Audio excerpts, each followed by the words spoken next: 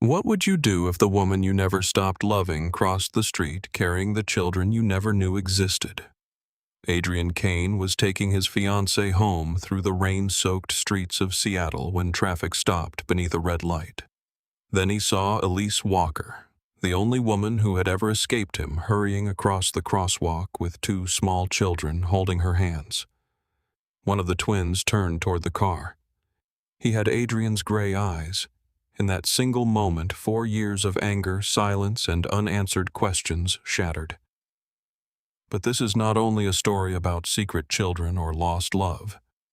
It is about what happens when a man who controls an empire discovers that fatherhood cannot be taken, bought, or commanded.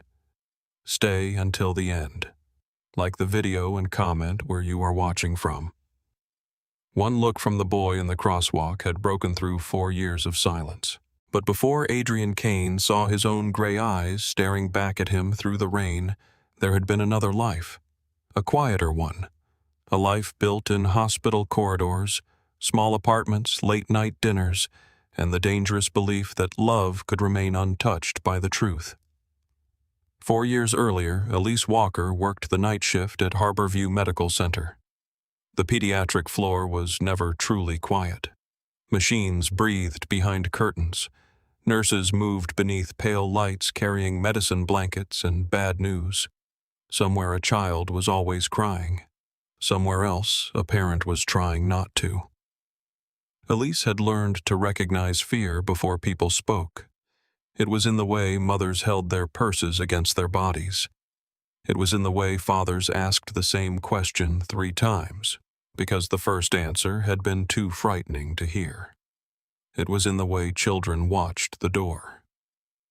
That night, a young man arrived with a gunshot wound beneath his ribs. He could not have been older than 19.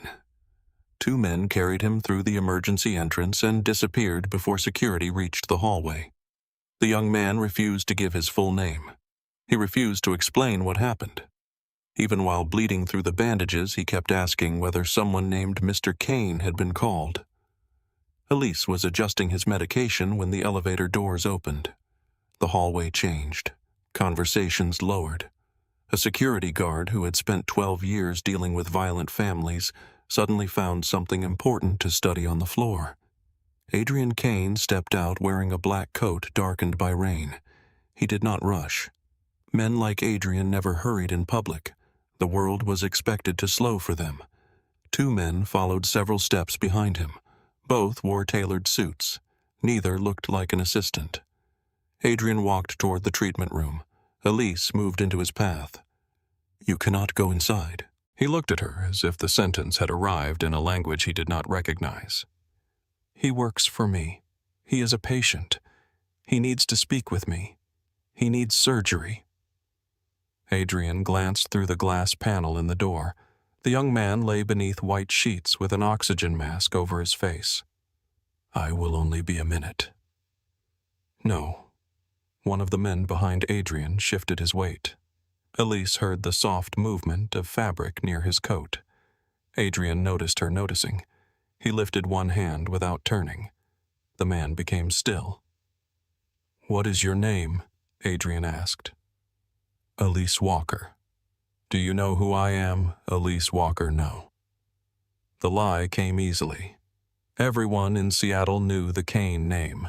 Kane Maritime owned warehouses, cargo terminals, repair yards, and half the private security contracts along the waterfront.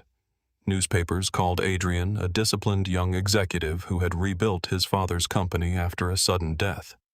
Other people used quieter words: smuggling, extortion, missing witnesses. Elise had heard the rumors. She had never expected the man attached to them to have such controlled eyes. Adrian studied her face. "You are not afraid of me. I am busy." A faint change touched his mouth, not quite a smile. The doctor opened the treatment room door. "He is going into surgery." Adrian looked at him. "Will he live?" "We are doing everything we can." That was not my question. The doctor held his gaze. "It is the only answer I have." Adrian turned back to Elise. For a moment she expected him to force his way inside. Instead, he stepped away from the door. "Tell him I was here. If he wakes up, I will tell him. When?" Elise said nothing. Adrian left the same way he had arrived, carrying silence with him. The young man survived. 3 days later, Harborview received a donation of $100,000 from the Kane Foundation. The money came with a condition. A private recovery room would be created for employees of Kane Maritime. Elise read the letter twice. Then she sent it back. 2 mornings later, Adrian appeared at the nurses' station. Elise was finishing a 12-hour shift and had not slept since the previous afternoon. "You rejected my donation," he said. "I redirected it. You returned it. Your foundation offered money for a private room, for injured employees. For your injured employees." His expression remained calm. "You object to helping working men. I object to buying privacy in a public hospital." Adrian placed both hands on the counter. "What would you suggest new pediatric monitoring equipment? That has nothing to do with my employee. No, it has to do with children whose employers cannot purchase an entire floor." The nurse beside Elise became deeply interested in a stack of patient forms. Adrian looked toward the children's ward. "How much?" "For the equipment." "Yes." Elise gave him the figure. He removed his phone and made one call. "The equipment will arrive next week." She stared at him. "You did not have to do that. You just told me I did." He turned to leave. Elise called after him. "Mr. Kane." He looked back. "Thank you." This time he smiled. It was small and brief, but it changed his face enough to make her uneasy. Adrian returned the following week to inspect the new equipment. Then he returned to discuss a hospital grant. Then he appeared with coffee during Elise's shift, claiming he had a meeting nearby. The first time he asked her to dinner, she refused. The second time, she asked whether his armed shadows would be joining them. They are company security. Shipping executives need armed security. Successful ones do. That is not reassuring. I was not trying to reassure you. She looked at him. "What were you trying to do? Get you to have dinner with me?" Elise agreed only after choosing the restaurant herself.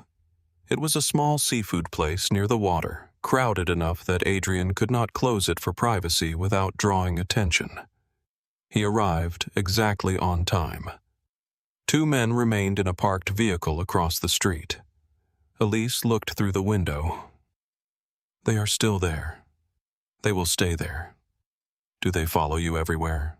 Usually. Do they watch your dates? You are not a date yet. She lifted one eyebrow. Adrian almost smiled. Dinner lasted 3 hours. He told her his company managed shipping commercial property and private security. All of it was true. None of it was complete. Elise told him about her work, her father's health problems, and the student loans she was still paying. Adrian asked questions and remembered every answer. When she mentioned that her father hated hospitals, Adrian arranged for a home care specialist to visit after his next procedure. Elise refused the offer twice. Her father accepted it the first time. Adrian began entering her life through practical kindness. He sent coffee when she worked late. He learned which days she called her father. He remembered that she hated roses but loved white tulips. He never brought jewelry. He never took her to public events. With Elise, he seemed to understand that expensive gestures could become another form of pressure. Their relationship grew inside private places. Her apartment, small restaurants, a quiet beach outside the city where Adrian left his phone in the car and walked beside her without his coat buttoned. The first night he stayed at her apartment, Elise woke before dawn and found him standing at the window. The city lights reflected across the glass. "What are you doing?" she asked. "Listening." "To what? Nothing." She sat up. "Is that unusual?" Adrian looked toward her. "Yes." She held out one hand. He returned to bed. For a few hours, the man everyone feared slept with his head against her shoulder. Elise believed that version of him was the truth. She did not understand that it was only the truth he allowed himself to become when no one else was watching. One rainy evening, they ate noodles from cardboard containers on her couch. Elise wore one of Adrian's old gray sweatshirts. It hung almost to her knees. A family in the apartment above them was arguing. A door slammed. A child began to cry. Elise lowered her fork. I used to do that. Do but listen before entering a room. Adrian watched her. My mother had a temper. My father became quiet when she was angry. That was worse somehow. Why? Because it made the whole house wait.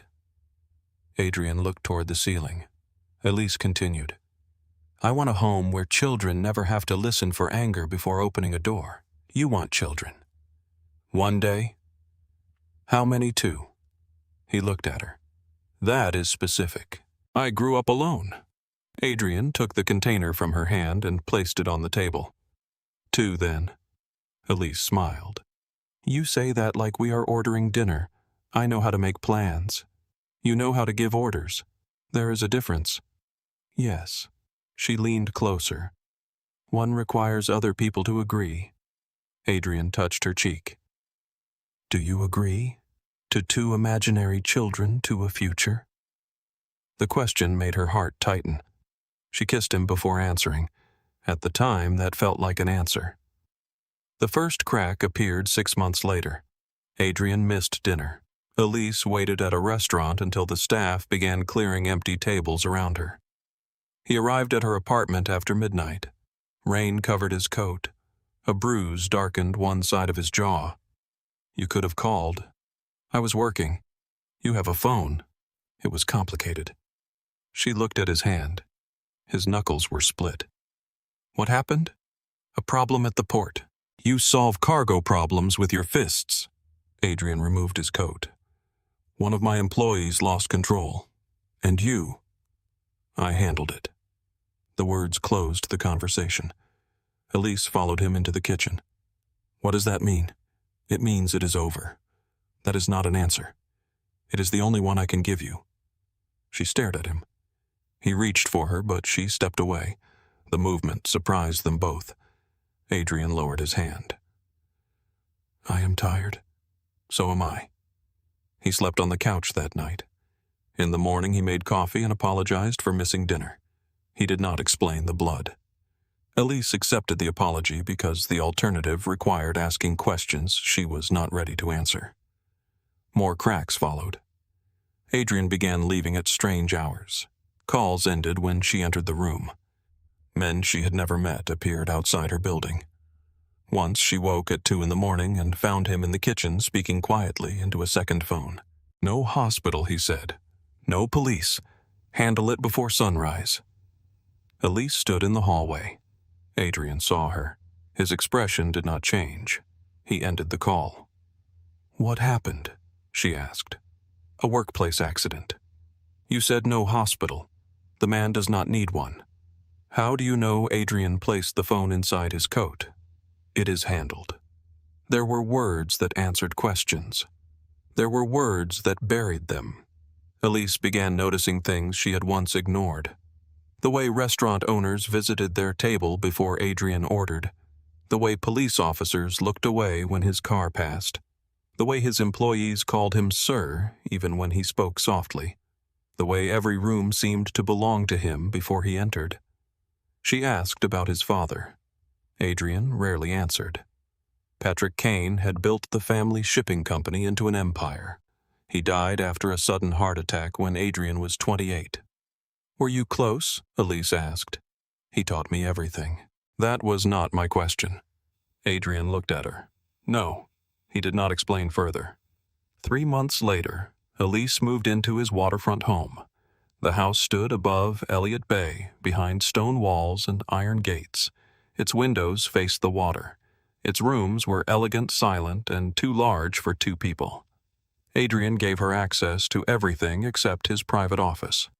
That room is for business, he said. I do not care about shipping schedules. Good. She heard the finality in his voice. For several weeks she respected the boundary. Then her father's insurance company rejected a claim. Adrian had offered to help, but Elise wanted to solve the problem herself. She remembered seeing a folder connected to the care specialist inside his office. That night, Adrian left after receiving an urgent call. He forgot to lock the door. Elise stood in the hallway for nearly a minute before entering. The office smelled faintly of leather and smoke. A large map of Puget Sound covered one wall. She searched the desk. No insurance folder, no medical records. Behind the map, she found a concealed safe. The keypad waited beneath her fingers. Elise tried Adrian's birthday. Nothing. She tried the date of his father's death. Nothing. Then she entered the date they first met at Harborview. The lock opened. The tenderness of the code almost stopped her. Then she saw what was inside. Stacks of cash. Passports under different names. Photographs of port officials leaving hotels with women who were not their wives. Lists of payments to police officers. Shipping records marked with container numbers that did not exist in official databases. A small pistol. A photograph of a man found dead near the docks 2 weeks earlier. Elise lifted a black phone from the shelf. Blood had dried inside the edge of the case. The screen lit. A message appeared. The witness will not testify again. Her hands became cold. Another message followed. Kane approved the final action. Elise dropped the phone. The sound was small. It still seemed to fill the house. The front door opened downstairs. Adrian's footsteps entered the hallway. Elise stood beside the open safe. She could not breathe. The office door moved. Adrian stopped when he saw her. Rain darkened his hair. A red stain marked one cuff. For several seconds, neither spoke. Elise pointed toward the safe. "Tell me this is not yours." Adrian closed the office door. "Put the papers down. Tell me. You should not have opened that. That is your answer, Elise. How many people have you hurt?" His face became unreadable. "How many?" "It is not that simple. There is blood on your phone. That blood is not mine." She laughed once. The sound broke halfway through. "Do you hear yourself?" Adrian moved closer. She stepped back. He stopped. "I have never hurt you. You lied to me every day. I protected you from things you did not need to carry. You decided what I needed." "Yes." The answer came too quickly. Elise stared at him. Adrian realized the mistake. He softened his voice. "You were safe." "No. I was uninformed. It is the same thing in my world. I do not live in your world. You live in this house." The sentence changed the room. Elise looked toward the locked door behind him. For the first time, the house felt less like a home than a beautiful container. "I am leaving." "No." Adrian said it quietly. He did not raise his voice. He did not reach for her. He simply stood between Elise and the door with the calm certainty of a man who had never accepted another person's right to refuse him. Fear entered her slowly. Not because she believed he would strike her. Because part of him truly believed loving her gave him authority over where she could go. "Move," she said. "You are upset. Move. We will talk when you are calm." "I am calm enough to know I do not recognize you." Adrian's jaw tightened. "You know me better than anyone. I knew the man you allowed me to see." "Elise." She picked up the small pistol from the safe. Adrian became still. Her hands shook so badly she could barely hold it. "I do not want to use this. You will not. Move." He looked at her face. Something in her expression reached him. Adrian stepped aside. Elise placed the gun on the desk and walked past him. He did not follow her to the front door. That hurt more than if he had. She stayed with a coworker. The next morning, nausea forced her into the staff restroom during her shift. A doctor she trusted suggested a pregnancy test. Elise sat alone beneath a harsh ceiling light while 2 lines appeared. The room became silent. A second scan several days later confirmed twins. Elise stared at the monitor. 2 heartbeats, 2 small shapes, 2 lives already connected to a man whose phone carried blood. Her first instinct was to call him. Her hand reached for the phone. Then she remembered Adrian standing between her and the office door. She turned the device off. Grace Bell found her crying inside an empty break room. Grace worked in hospital accounts. She was 60, sharp-eyed, and rarely asked questions unless she already knew part of the answer. "You are pregnant," Grace said. Elise looked up. "How did you know I have seen that face before?" Elise wiped her cheeks. "I cannot stay here." Grace closed the door. Because of Adrian Kane, Elise went still. Grace sat across from her. "I worked for his father." The words seemed impossible inside the hospital room. Grace explained that Patrick Kane had used medical charities and hospital contracts to move money. Her husband had kept records for him. When her husband tried to leave, he died in an accident no one investigated. Grace had spent years preparing to disappear if the Kane family ever looked toward her again.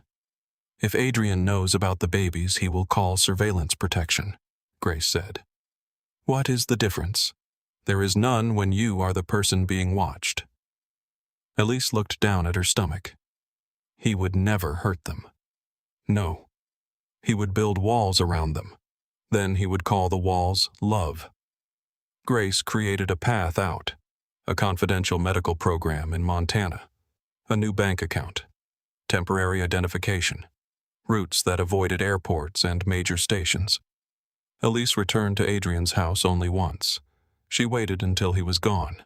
She packed 1 suitcase. On the kitchen table, she left a short note. "Do not look for me." She did not mention the pregnancy. She knew he would search harder if he understood what she carried. By sunrise, Elise was gone. Adrian searched anyway. He hired investigators. He called police contacts. He checked airports, hotels, hospitals, and border records. Grace redirected them. She created medical bills in Idaho and employment records in Oregon. She made Elise appear in 3 states during the same week. For the first year, Elise lived in Billings under a different last name. Noah and Sophie were born during a spring storm. Noah arrived first, silent and watchful. Sophie came 6 minutes later with blue lips and a weak cry. Doctors discovered the defect in her heart before sunrise. Elise stood beside the newborn unit with one hand pressed against the glass. She wanted Adrian. She hated herself for wanting him. She imagined his hand on her shoulder, his voice telling doctors what to do, his money opening every door. Then she imagined armed men outside the nursery. She signed both birth certificates alone. The following 3 years became a collection of borrowed apartments, night shifts, medical appointments, and careful exits. Elise moved from Montana to Idaho, then into eastern Washington. Grace helped with Sophie's expenses through accounts hidden inside old hospital funds. Noah learned to watch his sister when she became tired. Sophie learned to smile at doctors before they touched her. Elise learned how to sleep sitting upright. She learned how to divide 1 meal into 3 portions without making the children notice. She learned how to leave an apartment in under 10 minutes. Then Grace died. A stroke took her without warning. The hidden payments stopped. The medical records became harder to protect. Sophie's condition worsened. One evening she collapsed while playing on the floor. Elise carried her into an emergency clinic with Noah running beside her. The doctor studied the scan and made a call. Only one surgeon in the region had the experience Sophie needed. Dr. Rebecca Sloan at Seattle Children's Hospital. Elise drove through the night. Seattle appeared beneath rain and low clouds exactly as she remembered it. At the hospital, Dr. Sloan placed Sophie's scan against a lighted screen. "The repair cannot wait much longer." Elise held Sophie against her chest. "How long?" 6 weeks. Perhaps less. Outside the window, Seattle rose in steel and glass. Somewhere beyond the rain stood Kane Maritime, Adrian's offices, Adrian's men, Adrian himself. Elise took Noah's hand. "We will be gone before he knows." That evening, carrying Sophie's hospital papers beneath one arm, Elise led the twins into a crowded crosswalk as an armored Cadillac stopped beneath the red light. The armored Cadillac waited beneath the red light while Elise led the twins through the rain. For one impossible second, Adrian forgot the woman sitting beside him, the engagement dinner they had just left, and the alliance his marriage was supposed to secure. He saw only the boy looking through the wet glass. Gray eyes, dark hair falling across a serious face, the same narrow line between the brows Adrian had seen in childhood photographs of himself. Beside the boy, a little girl struggled to hold the edge of a broken umbrella. She was smaller, paler, and breathing harder than a child should after crossing one street. Elise pulled both children closer. Then she looked toward the Cadillac. Her face lost all color. Camille followed Adrian's stare. "Who is she?" Adrian did not answer. A horn sounded behind them. The traffic light turned green. The driver looked into the mirror. Mr. Kane Elise hurried toward the opposite sidewalk. The boy turned once more. Camille's voice became quiet. "How old are they?" Adrian opened the car door. Cold rain struck the leather interior. "Adrian." He stepped into traffic. A taxi swerved around him.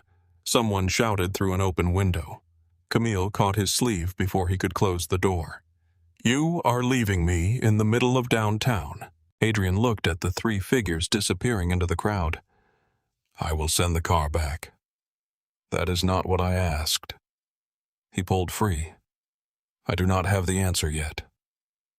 The door shut between them. Adrian crossed the street without waiting for the signal. Rain soaked through his coat within seconds. He saw Elise turn into a narrow side street, one child on either side of her. She knew he was behind her. He could tell by the way her shoulders tightened and by the speed of her steps. She did not look back. "Sophie, stay close," she said. The little girl struggled to keep pace. Noah looked over his shoulder. "Mom, that man is following us." Elise tightened her grip on his hand. "Keep walking." Adrian slowed. The fear in her voice stopped him more effectively than any weapon.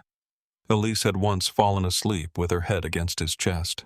She had once left coffee beside his phone before sunrise. She had once stood barefoot in his kitchen and argued that children should never have to listen for anger before entering a room. Now she was leading two children away from him as if he were the danger she had spent 4 years preparing to outrun. The side street opened near an old diner squeezed between a pharmacy and a closed tailor shop. Elise pushed through the door with the twins. Adrian remained beneath the awning across the street. His phone vibrated. Camille. He rejected the call. It rang again. He silenced it. Through the diner window, Elise guided the children into a booth near the back. She removed their wet coats and wrapped a napkin around Sophie's shoulders. Noah climbed onto the seat without help. Elise opened a hospital envelope. Adrian recognized the logo. Seattle Children's Hospital. She studied a bill, then opened a small wallet. She counted the money twice. When the waitress arrived, Elise ordered 1 plate of fries, a bowl of soup, and 2 glasses of milk. Noah pushed the basket of crackers toward Sophie. "You can have mine." "I am not hungry," Sophie said. "You said that yesterday." Elise looked at her daughter. "Just a little sweetheart." Sophie broke 1 cracker in half. Adrian watched from the rain. He had imagined children with Elise once. 2 of them. He had pictured a large house overlooking the water private schools, warm rooms and doctors who arrived before anyone called. He had never imagined his son giving away half a cracker because his sister was sick. He had never imagined Elise counting dollars beneath a leaking ceiling while he sat in cars that cost more than the building. Anger rose first. It was immediate and familiar. She had hidden them. She had allowed his children to live like this. Then another truth followed. He had created the man she believed they needed to hide from. Adrian crossed the street. The diner became quiet when he entered. Rain moved from his coat onto the cracked tile floor. The waitress looked toward the kitchen. 2 men near the counter stopped speaking. Elise saw him. Her body changed before her expression did. She stood and moved in front of the booth. "Leave." Adrian looked past her. Noah stared at him with the same controlled attention Adrian used when assessing a threat. Sophie leaned against the window, one hand pressed near her chest. "How old are they?" Elise lowered her voice. "You cannot be here." "How old?" "That is none of your business." Adrian stepped closer. Noah moved toward his sister. Adrian noticed. His son was protecting her. "Do not lie to me," Adrian said. Elise's eyes flashed. "You do not get to walk into my life after 4 years and demand answers. I spent those years looking for you." "I know." The admission struck him. "You knew Grace told me?" "Grace Bell." Elise said nothing. Adrian understood. Grace had worked for his father. She had known the family accounts, the police contacts, and every method private investigators use to track missing people. She had not simply helped Elise leave. She had defeated him. Noah touched his mother's coat. "Mom, who is he?" Elise closed her eyes for 1 second. Adrian waited. She opened them again. "Someone I used to know." The answer cut deeper than anger. Adrian looked at Noah. The boy had his eyes, his posture, and the small scar near his chin that Adrian had carried in the same place after falling from a bicycle at 4. He looked at Sophie. Her hair was lighter like Elise's, but the shape of her mouth belonged to the Kane family. "They are mine." It was not a question. Elise stepped closer. "You do not know that. I know exactly when you disappeared. That proves nothing. It proves enough." The waitress approached cautiously. "Is everything all right?" Elise answered without looking away from Adrian. "Yes." Adrian said, "No." Elise's face hardened. "This is a public place. I am aware. Then lower your voice." He had not raised it. That was what frightened people most. Adrian looked toward the front window. A dark sedan had stopped across the street. 2 men sat inside. Neither belonged to him. Adrian's attention sharpened. Elise followed his gaze. "What? Do you know that car?" She looked through the rain. "No. How long has it been there, I do not know." One of the men lifted a phone. Adrian moved immediately. "We are leaving." Elise blocked his path to the children. "No. The men outside are watching this diner. They could be anyone. They are not." "How do you know?" "Because people who are waiting for food look at the door. People waiting for a target look at the exits." Elise glanced at Noah. The boy was already studying the rear hallway. Adrian saw himself again. Not in the eyes this time. In the instinct. Elise whispered, "What do you want me to do?" Adrian removed the keys from his coat and placed them on the table. "You drive." She stared at him. "The car is armored. I am not getting into your car. If you believe I am the danger, you control where it goes." The sedan across the street started its engine. Adrian looked at the waitress. "Is there a rear exit?" She pointed toward the kitchen. Elise reached for the children's coats. Adrian did not touch them. He stood near the aisle while she helped Sophie into the faded green jacket. Noah pulled on his own coat. "Are we going home?" he asked. Elise looked at Adrian. "No," she said. "Not yet." They left through the kitchen. The cook stared as Adrian Kane walked past the freezer carrying a paper bag of unfinished food. In the alley, rainwater ran between the buildings. Adrian's Cadillac pulled around the corner. Camille was no longer inside. The driver stepped out and opened the rear door. Elise took the keys from Adrian. "I am driving." The man looked at Adrian. "She is driving," Adrian said. Elise placed the twins in the back seat. Sophie touched the soft leather. "Is this your car?" Adrian sat in the passenger seat. "Yes. It smells like flowers." Elise's hands tightened around the steering wheel. Camille's perfume remained in the air. Jasmine and cedar. Adrian watched Elise notice it. His phone rang. Camille's name appeared on the screen. Elise looked at it. "You are engaged." Adrian did not answer quickly enough.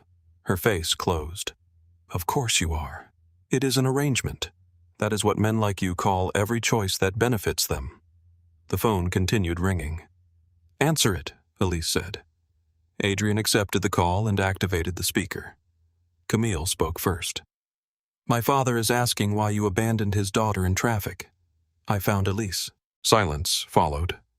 Elise glanced at Adrian. Camille knew her name. How many children, Camille asked. 2. Another silence. Then Camille said, "Do they look like you?" Adrian looked into the mirror. Noah stared back. "Yes." Camille exhaled. Her voice remained calm. "Where are you taking them?" "Somewhere secure. My father already knows something happened." "How?"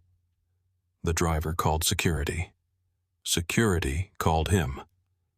Adrian turned toward the man beside the vehicle who was now following in another car. "Tell your father nothing. He saw you leave me for a woman standing with 2 children. He does not need details to understand the danger." Elise's eyes remained on the road. Camille continued. "Take them somewhere your captains do not use. I know how to protect people." Elise laughed without humor. Camille heard it. "So that is Elise." Adrian's voice sharpened. "Camille, what would you like me to say?" "Nothing." Camille was quiet for a moment. Then she addressed Elise directly. "I am not your enemy." Elise looked at the phone. "I do not know who you are. Neither do I most days." The line ended. Elise drove through downtown traffic. Adrian gave directions to a secure apartment in Queen Anne. It belonged to a legitimate holding company and had never been used for Kane business. The children remained silent for several blocks. Then Sophie leaned forward between the seats. "Are you a dad?" Adrian looked at Elise. Her eyes remained on the road. "I do not know yet," he said. Sophie considered this. "You look like Noah." Noah frowned. "He looks like me." Adrian turned toward the rain-covered window. His throat had tightened. At the apartment building, Elise parked in the underground garage. Adrian stepped out first. He scanned the concrete levels, the stairwells, and the cameras. Elise noticed. "You do that everywhere." "Yes." "Noah does too." Adrian looked at the boy. Noah stood beside the car, studying the red exit sign. Elise lifted Sophie into her arms. The child was breathing too quickly. Adrian reached toward her. Elise stepped back. "Do not." He lowered his hands. "She is tired. She has a heart condition." The words changed everything. Adrian looked at Sophie. "What condition?" Inside. The apartment was clean, modern, and nearly empty. Elise carried Sophie to the couch. Noah sat beside her and held her hand. Adrian remained several feet away. "What is wrong with her heart?" Elise removed the hospital envelope. "A congenital defect. She had surgery when she was a baby. She needs another one." "When soon?" How soon? Elise placed the scan on the coffee table. 6 weeks was the estimate. The doctor thinks it may be less. Adrian picked up the paper. He understood almost none of the medical language. He understood the word urgent. "Why did you return to Seattle?" The surgeon. "You came back because she needed treatment." "Yes, you should have contacted me." Elise looked at him. "I did not know whether you would help us or take us." Adrian lowered the document. "You believe I would take your children. You threatened men for losing things you considered yours.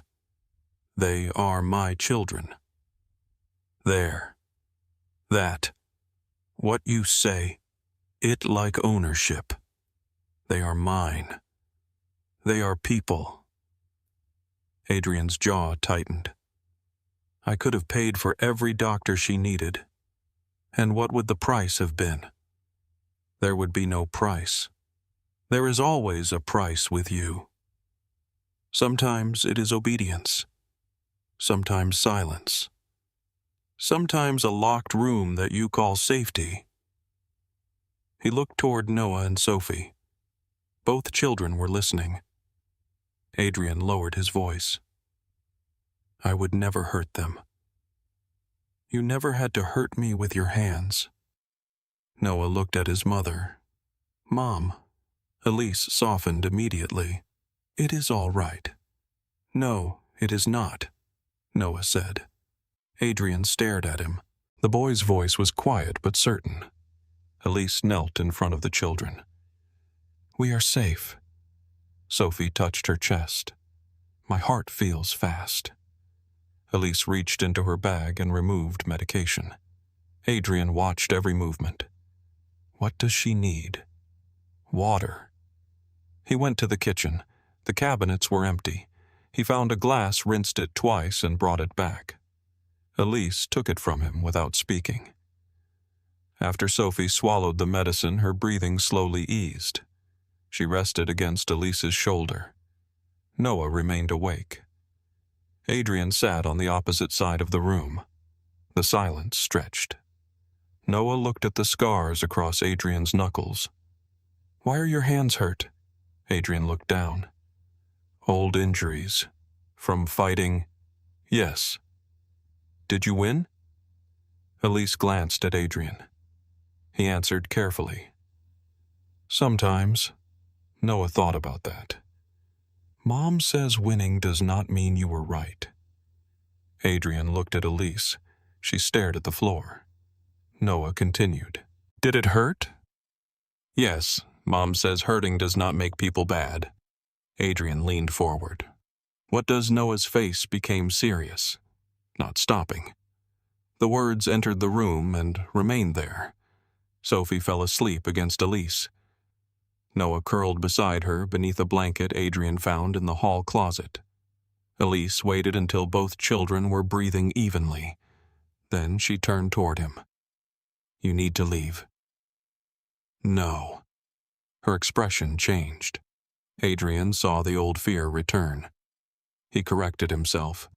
I will not leave the building until I know the men outside the diner are identified. I can wait downstairs. This is exactly what I meant. What you still believe your fear gives you authority. My fear is based on men watching my children. My children. Our children. Elise stood. You do not get to change 4 years with one word. No, you changed them by hiding the truth. I kept them alive. You stole every first thing from me. Her eyes flashed. I gave birth alone because I believed calling you would put armed men outside the nursery. I should have been there. You were the reason I was afraid. Adrian stood. The movement made Elise step back. He stopped immediately. His voice became quieter. You decided I would fail before I had the chance. You stood between me and a door. That night was different. No, that night was honest. Adrian looked toward the sleeping children. I searched for you. For how long? 4 years. Grace said your investigators stopped after the first year. They stopped finding anything. I did not stop. You became engaged. The word landed between them. Adrian did not answer. Elise laughed softly. Did you expect me to believe you spent every night waiting? No. Then what do you want? The truth. You have it. I want to know why you never sent one message, because every message could be traced. I could have protected you. You keep returning to that word. Adrian's control thinned. You were living in borrowed apartments. You divided food between my children. Sophie needs surgery. Do not stand there and tell me this was protection. Elise stepped closer. I worked nights while Noah slept under the nurse's desk. I sat beside Sophie in intensive care when she was 3 days old. I moved every time Grace thought your men were close. I learned which clinics did not ask too many questions. I learned how to sleep for 20 minutes while holding 2 babies. Her voice broke. Adrian said nothing. I did not choose poverty because I was proud. I chose it because I knew exactly what your version of safety looked like. What did it look like? Guards, cameras, men with guns outside a child's bedroom, a father who loves them but believes love gives him the final word. Adrian looked away first. Elise wiped one cheek angrily. If I had told you 4 years ago, would you have left the organization? He did not answer. Would you have closed the ports? Silence. Would you have walked away from the money, the men, and your father's name? Adrian looked at her. 4 years ago, he would have promised to keep Elise safe inside the empire. He would not have destroyed it. She saw the answer. That is why I left. Adrian lowered his head. No defense came. His phone vibrated. Miles Keegan. Adrian walked toward the kitchen before answering. What? We identified the sedan near the diner. Who registered to a Calder company? Adrian looked toward Elise. Vincent Calder controlled several private docks south of Seattle and had spent years waiting for weakness inside the Kane organization. How did they know where I was? They may have been following the woman. Adrian's grip tightened around the phone. No one knew she was back. Someone did. Find out who accessed the hospital records. I already started. Adrian ended the call. Elise stood near the couch. Who was it, Vincent Calder? Her face remained blank. A rival. Why would he follow me? He may not know who you are yet. You do not believe that. No. Sophie shifted in her sleep. Elise moved closer to her. Adrian said, The surgery will be paid for. I will not take your money. It is not for you. That does not make it clean. We can create an independent trust. A lawyer controls it. The hospital receives payment directly. Elise considered the proposal. You do not control the lawyer. No. You do not control the doctor. No. You do not use the money to demand custody. His face hardened at the word. Then he looked at Noah. Agreed. Elise studied him. You agreed too quickly. I am trying not to give orders. That is new. Yes. The honesty surprised her. Adrian removed his coat and placed it over a chair. I want a DNA test. Elise went still. You think I am lying? No. Then why? Because people in my organization will use uncertainty against them. They are not part of your organization. They became part of its calculations the moment someone saw me follow you. Elise crossed her arms. The test happens through Sophie's hospital. Fine. I am present. Yes. You receive 1 copy. Yes. And no result is shared with your men. Adrian hesitated. Elise noticed. No. Miles needs to understand the threat. He does not need their blood. Adrian looked toward the sleeping twins. All right. The samples were collected the following morning by a physician recommended by Dr. Sloan. Elise remained inside the room. Adrian sat beside Noah while the nurse swabbed the boy's mouth. Noah frowned. That was boring. Adrian almost smiled. What did you expect? A needle. Do you like needles? No. Then boring is good. Sophie held Elise's hand during her test. When the physician finished, Adrian asked how long the results would take. 48 hours. Adrian nodded as though the answer mattered only to paperwork. His eyes never left the children. That afternoon, Camille arrived at the apartment. Elise opened the door and recognized the woman from photographs immediately. Camille wore a dark coat and no visible jewelry except the engagement ring. Adrian stepped into the hall. You should not be here.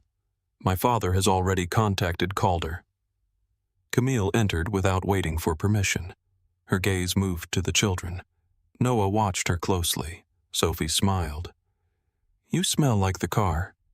Camille looked at Elise. For the first time, embarrassment touched her face. Yes, she said. I suppose I do. She removed the ring from her finger and placed it on the table. Adrian looked at it. What are you doing making the room honest? Elise remained near the children. Camille continued. The engagement was negotiated 18 months ago. My father wanted access to Kane's shipping routes. Adrian wanted political protection for the ports. Camille, Adrian said. No. She deserves the truth before another man decides which version she can survive. Elise looked at Adrian. He accepted the accusation without speaking. Camille faced her. I did not love him. That does not make it harmless. I know. Did he love you? Camille glanced at Adrian. No. The answer came without hesitation. Adrian looked away. Camille continued. My father believes the wedding is the only thing preventing Vincent Calder from controlling the southern docks. If Adrian ends the engagement publicly, every agreement attached to it collapses. Elise said, That is not my problem. It became your problem when Calder found the hospital. Adrian stepped closer to Camille. What has your father told him? I do not know everything. Find out. Camille's eyes cooled. You abandoned me in traffic, discovered 2 secret children, and now you are giving orders. Adrian stopped. Camille looked at Elise again. I am not here to compete with you. I am here because my father will punish all of us for embarrassing him. Adrian removed the ring he had worn for public appearances. He placed it beside Camille's. The marriage is over. Elise stared at him. Camille did not. She had expected it. Are you ending it because you love her? Camille asked. Or because those children carry your name? Adrian looked toward Elise. Both answers make me sound selfish. They also make you honest. He said nothing. Camille picked up the 2 rings. My father will consider this an act of war. I know. No, Adrian. You know violence. War is what happens when violence acquires patience. Her phone vibrated. She checked the screen. The color left her face. What? Camille looked at Elise. My father knows the children were tested. Adrian reached for his phone. At the same moment, Miles called. His voice was tense. The clinic system was breached. Adrian turned toward the windows. Were the DNA samples taken? No. Then, what did they access? Miles was quiet for 1 second. The children's medical records. Across the room, Sophie slept beneath a borrowed blanket, with one hand resting over her heart. Adrian looked at Elise.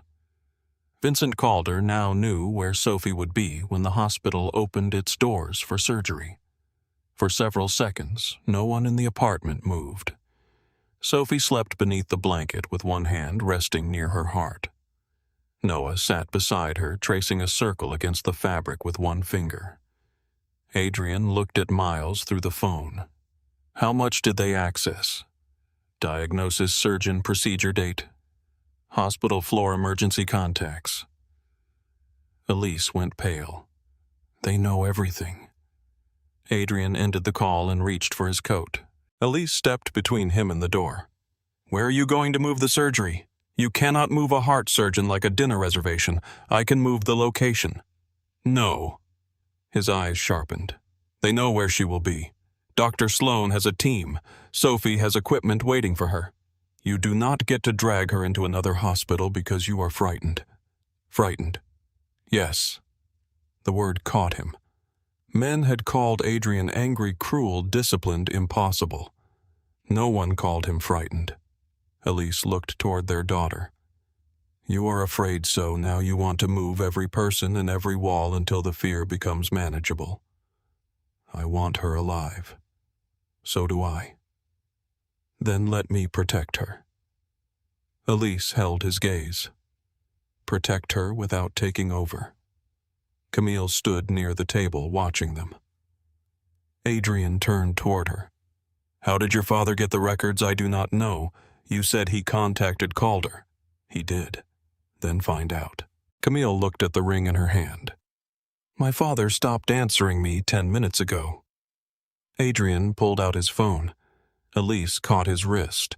The movement was quick and instinctive. Both of them froze. Her fingers loosened immediately. No one touches hospital staff, she said. Adrian looked down at her hand, then back at her face. I was going to call security. Your security. Yes. No armed men outside the pediatric floor. Calder already has people watching. Then we tell the hospital. We tell the police. The police have men on his payroll. And you have men on yours. Adrian said nothing. Elise released his wrist. That is the problem. Every system around you is already owned by someone. Camille spoke quietly. She is right. Adrian looked at her. Camille continued. If Kane security appears around the hospital, my father will know exactly when the surgery begins. He has contacts inside every private security company near the waterfront. Elise crossed her arms. What do you suggest? Camille looked toward Sophie. A legal protection detail. Federal if possible. Adrian laughed once. You think federal agents will guard my daughter as a favor? No, Camille said. I think they will do it if you give them something they want. The room became still. Adrian stared at her. Camille did not look away. You have records on Calder. You do not know what I have. My father has spent 20 years warning me never to underestimate how much evidence a careful criminal keeps on other criminals. Adrian stepped closer. You are standing in my apartment insulting me. I am standing in your apartment trying to prevent a sick child from becoming collateral. Elise looked between them. What evidence? Neither answered. That silence told her enough. She turned toward Adrian. You have information that could stop Calder. I have information that could start a war. He already started one. Adrian looked at Sophie. The child shifted in her sleep and pressed closer to Noah. He lowered his voice. I will handle it. Elise closed her eyes. When she opened them, anger had replaced fear. No! Adrian's jaw tightened. No! You do not get to say those words anymore. What words? I will handle it. He stared at her. Elise stepped closer. You said them when there was blood on your shirt. You said them when I asked about the phone. You said them when you stood between me and a door. Every time you say them, someone else loses the right to know what you decided. Adrian looked away first. What do you want from me?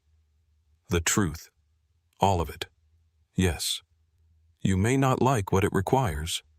That is still my decision. Adrian remained silent for a long moment.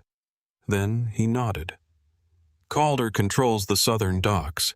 He moves weapons through fishing companies and uses city contracts to wash money. Elise's face tightened. And I control the northern terminals. That was not what I asked. Adrian looked directly at her. I have moved illegal cargo, paid officers, threatened witnesses, ordered men hurt. Noah shifted on the couch. Adrian lowered his voice further. I kept records on everyone because trust does not exist in my world. Elise absorbed the words. Could those records stop Calder?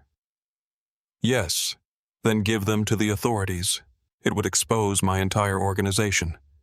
Good. Adrian's expression hardened. You think that ends cleanly? No. Hundreds of workers depend on Kane Maritime. Legitimate workers. Many. Then protect them. You make it sound simple. I did not say simple. Elise looked at Sophie again. I said necessary. The DNA results arrived the following morning. A physician from the hospital delivered them directly to the apartment. Adrian opened the envelope alone in the kitchen. The document contained percentages, laboratory codes, and legal language. The conclusion required only one sentence. Adrian Kane could not be excluded as the biological father of Noah Walker or Sophie Walker. The probability of paternity exceeded 99%. Adrian read the sentence once, then again. He sat at the table. For 3 years, Noah had woken from nightmares without him. For 3 years, Sophie had entered hospitals without him. Birthdays had passed, first words, first steps, fevers, falls. Adrian had not known any of them existed. His first instinct was anger. The second was grief. The third was shame because anger had arrived before grief. Elise entered the kitchen. She saw the paper. "You knew," Adrian said. "Yes. I lost 3 years. I spent those years keeping them alive." He looked at her. Both truths remained between them. Neither erased the other. Adrian folded the report carefully. "I want my name added to their records." "No." His eyes narrowed. "Elise, not yet. They are my children. They are children you met yesterday. I am their father, biologically." The word landed hard. Adrian stood. Elise did not step back. "You think blood is enough?" "No." "Then stop acting like the test gave you ownership." His hands closed at his sides. "What do you expect me to do? Earn access?" "I should not have to earn the right to know my own children. You are not earning the right to exist. You are earning their trust." He looked toward the living room. Noah was building a tower from wooden blocks. Sophie watched him from beneath the blanket. Adrian's voice lowered. "How with rules?" Elise placed a folder on the table. A family attorney had prepared temporary terms overnight. Adrian opened it. Elise would retain sole physical custody. All visits would be supervised. Adrian could not remove the children from Washington.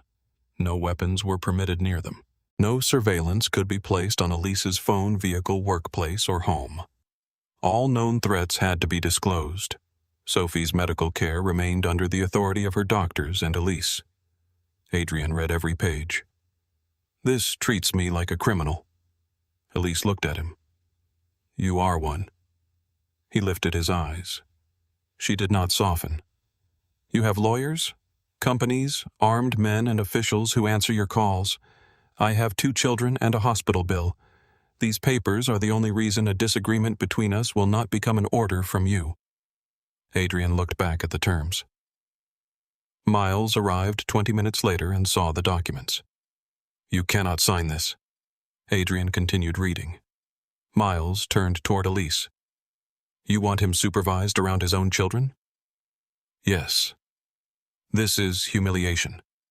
Adrian signed the final page. Miles stared at him. Adrian placed the pen down. "It is the first agreement I have signed where the weaker person wrote the terms." Elise watched his face. There was anger there. But he had signed. That mattered. The first supervised morning began with breakfast. Adrian stood in the apartment kitchen wearing a white shirt with the sleeves rolled to his elbows. He had dismissed the cook before Elise and the children arrived. He claimed he could make eggs. The smoke alarm disagreed. Sophie covered her ears. Noah stared at the blackened pan. "Are they supposed to look like that?" Adrian turned off the burner. "No." "Are rich people bad at cooking?" "Apparently." Elise opened a window. "You could have ordered food." "I was trying to do something normal. Normal people also order food." Adrian looked at the pan. "I will remember that." Noah climbed onto a chair. "Mom makes circles." Adrian looked at Elise. "Pancakes. I know what circles are." 20 minutes later, the pancakes were uneven but edible. Sophie ate half of one. Noah ate 3 and declared the second was better than the first. Adrian cleaned the pan himself. Elise stood near the sink watching him scrape burned egg from the metal. "You can leave that. I made it. That never stopped you from leaving other messes." His hand paused. Elise regretted the sentence as soon as it left her.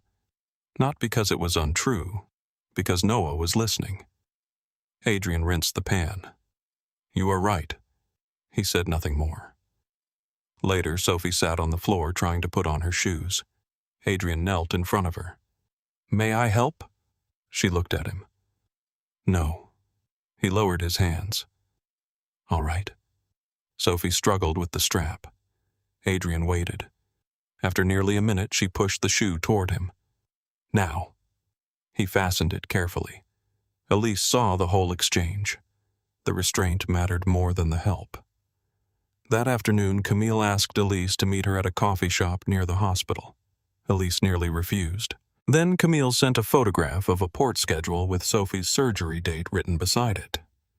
Elise arrived with Noah and Sophie under the supervision of a hospital social worker. Camille sat in the corner wearing a plain coat and no jewelry. Without the engagement ring, she looked less polished, more tired. Elise placed the photograph on the table. "Where did you get this?" "My father's office." "You entered his office.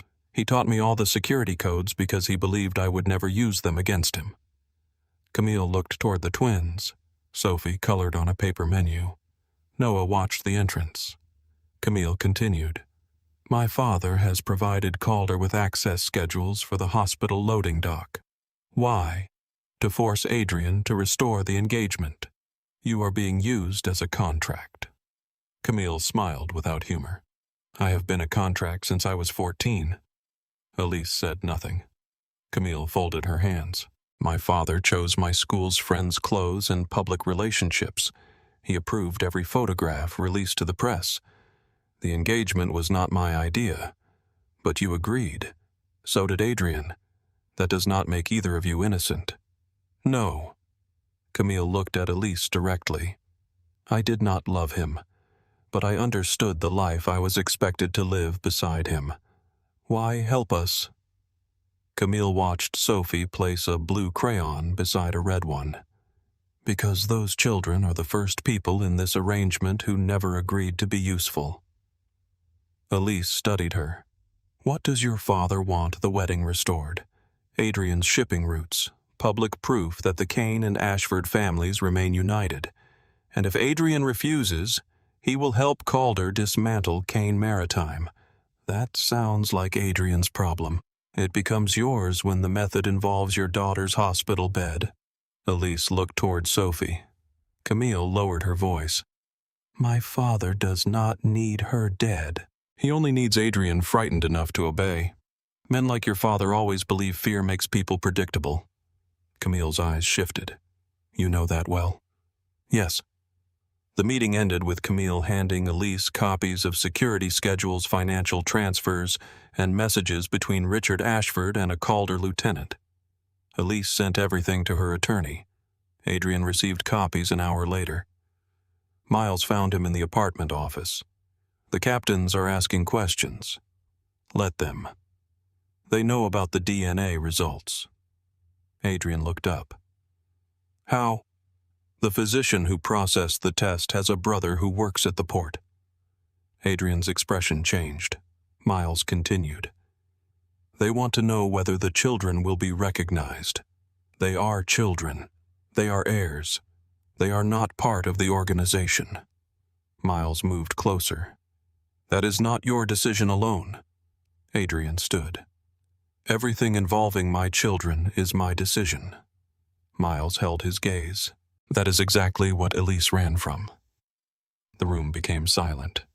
Adrian's anger rose quickly. Miles saw it and did not move. Then Adrian looked through the glass wall toward the living room. Elise sat beside Sophie while Noah built another tower. Adrian lowered his voice. "Get out." Miles left. The power failed at 7 that evening. Every light in the apartment went black. Noah gasped. Sophie began to cry. Adrian was already moving. He reached beneath his coat. Elise heard the weapon leave its holster. "No guns in this room. They are coming through the building. Then take it outside. Elise, the children are here." A heavy impact struck the apartment door. Adrian looked toward the hallway. Another impact followed. The lock bent. He handed a second weapon to Miles, who had returned minutes earlier after detecting movement in the garage. Elise gathered the twins. Adrian turned toward her. "Bathroom. Lock the door. There is no window. That is why." She looked into his face. "Do not kill anyone where they can hear it." Adrian's eyes moved toward Noah. The boy was watching. I heard you. Adrian and Miles entered the hallway as the door broke open. 2 men came through first. Miles struck one with the side of his weapon. Adrian forced the second into the wall. A third man fired from the stairwell. The shot shattered glass near the elevator. Elise covered the twins beneath her body inside the bathroom. Sophie trembled against her. Noah pressed both hands over his ears. Outside, furniture crashed. Then silence. Adrian found one attacker near the emergency stairs. The man had lost his weapon. Blood ran from his mouth. Adrian pressed the barrel of his gun beneath the man's jaw. Who sent you? The attacker laughed weakly. You know. Where is the next team? The man spat blood across the floor. Adrian tightened his grip. Noah stood at the far end of the hallway. He had slipped from the bathroom while Elise was calming Sophie. Adrian saw him. The boy stared at the gun. Adrian looked back at the man beneath him. For years, endings had come easily. 1 shot, 1 body, 1 problem removed. Adrian lowered the weapon. Miles. Miles appeared from the stairwell. Tie him. Miles looked at Adrian. He came for the children. My son is watching. Miles followed Adrian's gaze. Noah remained near the doorway. Adrian walked toward him and knelt. You should be with your mother. Noah looked at the gun in Adrian's hand. Were you going to kill him? Adrian placed the weapon on the floor behind him. Yes. Why did you stop? Because you were watching. Noah thought about that. Would you do it if I was not? Adrian had no answer that a child should hear. He looked down. Noah turned and walked back to Elise. The apartment was no longer safe. Camille arrived through the garage with a route mapped through an unfinished service tunnel owned by Ashford Port Holdings. Her hair was wet. She carried no bag. My father knows the building. Adrian looked toward the broken door. That is clear. He will close the main roads within 20 minutes. Elise held Sophie. Where does the tunnel lead? An old maintenance yard near the ship channel. Is it secure? No. Adrian looked at Camille. You expect me to trust you? No. I expect you to understand that my father has frozen my accounts and sent men to my apartment. Miles checked the hallway. We need to move. Adrian took 1 step toward Sophie. Elise shook her head. I carry her. She is getting tired. I said no. Adrian stopped. Camille noticed. They entered the service corridor through a door behind the building's mechanical room. The passage smelled of wet concrete and rust. Emergency lights cast weak circles across the walls. Noah held Elise's coat. Camille walked ahead with a flashlight. Adrian and Miles followed behind. Halfway through the tunnel, Sophie's breathing changed. Elise stopped. Sophie. The little girl pressed 1 hand against her chest. I cannot. Elise lowered her to the floor. Adrian moved closer. What is happening? She is having an episode. What do you need? Elise opened Sophie's medical bag. Keep her upright. Adrian knelt and supported the child's back. Not too tight. He loosened his hands. Sophie's face had turned pale. Adrian looked at Elise. Tell me what to do. Let her see me. He shifted so Sophie could look directly at her mother. Elise spoke calmly. Breathe with me, sweetheart. Sophie tried. Adrian felt every uneven breath against his palms. For the first time, there was no man to threaten, no account to open, no order that could make the danger obey. He followed Elise's instructions. Nothing more. After several minutes, Sophie's breathing steadied enough to move. Camille called the hospital from a secure phone. Dr. Sloan met them at a private entrance. Sophie was taken upstairs immediately. Adrian followed until a nurse stopped him. Family only. He looked at Elise. She could have corrected the nurse. She did not. "He is her father," she said. The words struck him harder than the DNA report. Inside the examination room, Dr. Sloan studied Sophie's scans. Her expression remained controlled, but urgency entered her voice. "We cannot wait 6 weeks." Elise held Sophie's hand. "How long?" 24 hours. Adrian stood near the wall. Dr. Sloan continued. "The stress has increased the pressure on her heart. We operate tomorrow morning." Elise looked toward the window. Rain moved across the glass. "There are men watching the hospital. I was informed. Can you keep her safe?" Dr. Sloan looked at Adrian. "My responsibility is to keep her alive during surgery. Security belongs to the hospital and law enforcement." Adrian stepped forward. "I can secure the floor." Elise turned toward him. "No private guards. The building was attacked, and your men were inside. My men kept us alive. Your world brought the attack." Adrian looked at Sophie. The child had fallen asleep beneath the hospital blanket. He lowered his voice. "What will you allow?" Elise considered the question. "Hospital security. The police detail chosen by my attorney. No armed Kane men inside the pediatric wing." Adrian nodded. Agreed. Miles waited outside the hospital near a black sedan. He looked toward the upper floors when Adrian approached. "The commission has called a meeting. When tonight?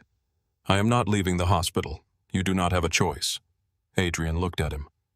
Miles continued. "The captains know the engagement is over. Calder knows the children are yours. Ashford has moved 2 port contracts to the southern docks. Let him. This is bigger than contracts.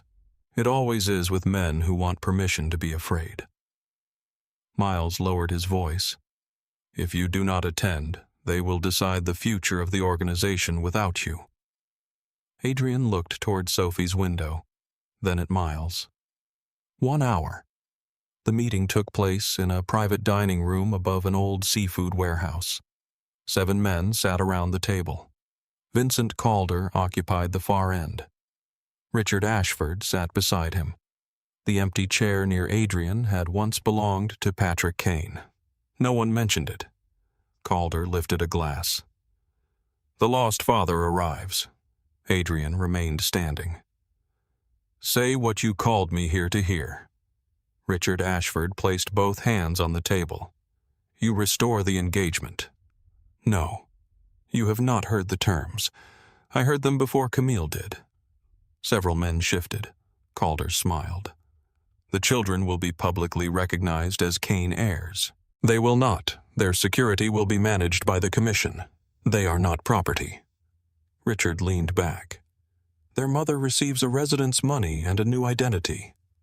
Adrian's eyes became cold.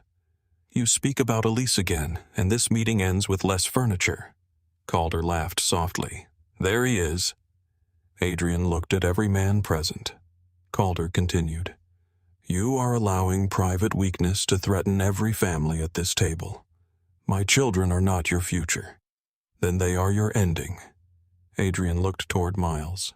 His second in command stood near the wall. Unreadable. Richard slid a document across the table. "Restore the engagement.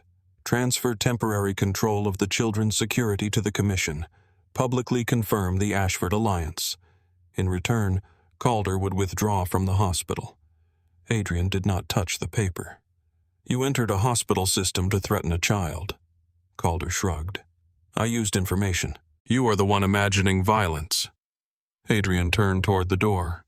Richard called after him. "If you leave Kane, Maritime loses every protected route south of the harbor." Adrian stopped. Then he looked back. "You still believe the ports are the thing I am afraid to lose." He left. When Adrian returned to the hospital, the corridor was quiet. Elise slept in a chair beside Sophie's bed.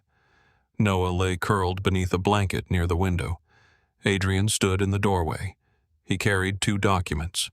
The first transferred control of the Kane organization to Miles Keegan. The second contained the opening terms of a cooperation agreement with federal prosecutors. He could preserve the empire by giving it another ruler, or he could place every name, account, route, and crime into the hands of the government. Adrian looked at Elise, then at the twins. He entered the room and placed both documents on the table beside Sophie's hospital bed. Adrian placed both documents on the table beside Sophie's hospital bed. One preserved the Kane organization by handing it to Miles. The other destroyed it by placing every account, route, name, and crime into federal hands. Elise woke when the papers touched the table. For a moment she seemed unsure where she was. Then she looked at Sophie beneath the hospital blanket, at Noah, asleep near the window, and finally at Adrian. What happened? The commission made an offer. Her exhaustion disappeared. What kind of offer? Adrian handed her the first document. Elise read the opening page. Her eyes moved more quickly as she understood. You are giving the organization to Miles. If I step away, Calder loses his reason to use the children against me. She looked up. You believe that he wants control of the ports, and Miles will give it to him. Miles can negotiate without my family becoming part of the terms. Elise closed the document. You are not ending anything. I am removing myself. You are handing the same machine to another man. That machine employs thousands of people. Some of them may be legitimate. The organization is not. Adrian lowered his voice. Sophie has surgery in a few hours. I know. Calder has men watching the hospital. I know that too. If Miles takes control, the commission has no reason to touch you. Elise stared at him. How long? Adrian said nothing. How long before someone decides Noah is still an heir? How long before Sophie becomes useful again? How long before Miles needs proof that you are not planning to return? Miles has been beside me for 15 years. So he knows every weakness you have. He is loyal. To whom? The question remained between them. Adrian looked toward Noah. The boy slept with one hand beneath his cheek. Elise placed the transfer agreement back on the table. You told me you wanted to become their father. I do. Then do not hand a loaded weapon to someone else and call the room safe. Adrian's jaw tightened. What do you expect me to do? Elise touched the second document. What is this? A cooperation agreement. With whom? Federal prosecutors. Her fingers paused. You would give them everything. Yes. Everything includes you. Yes. You could go to prison. I know. Elise studied his face. Adrian had spent his entire adult life preserving control. Even his kindness had often carried instructions. Even his apologies had searched for a result. Now he stood beside his daughter's hospital bed with a document that could erase the world he had inherited. Elise asked, Why have you not signed it? Adrian looked at Sophie. Because destroying the organization will not only destroy criminals. What else? Dock workers, drivers, office staff, families who depend on companies that will be frozen during the investigation. Then tell the government which parts are legitimate. They will not trust my word. They should not. He looked at her. Elise did not soften the statement. Give them proof, she continued. Protect the employees who did not participate. But stop pretending the only choices are keeping the empire or giving it to Miles. Adrian picked up the transfer agreement. The pages felt heavier than paper.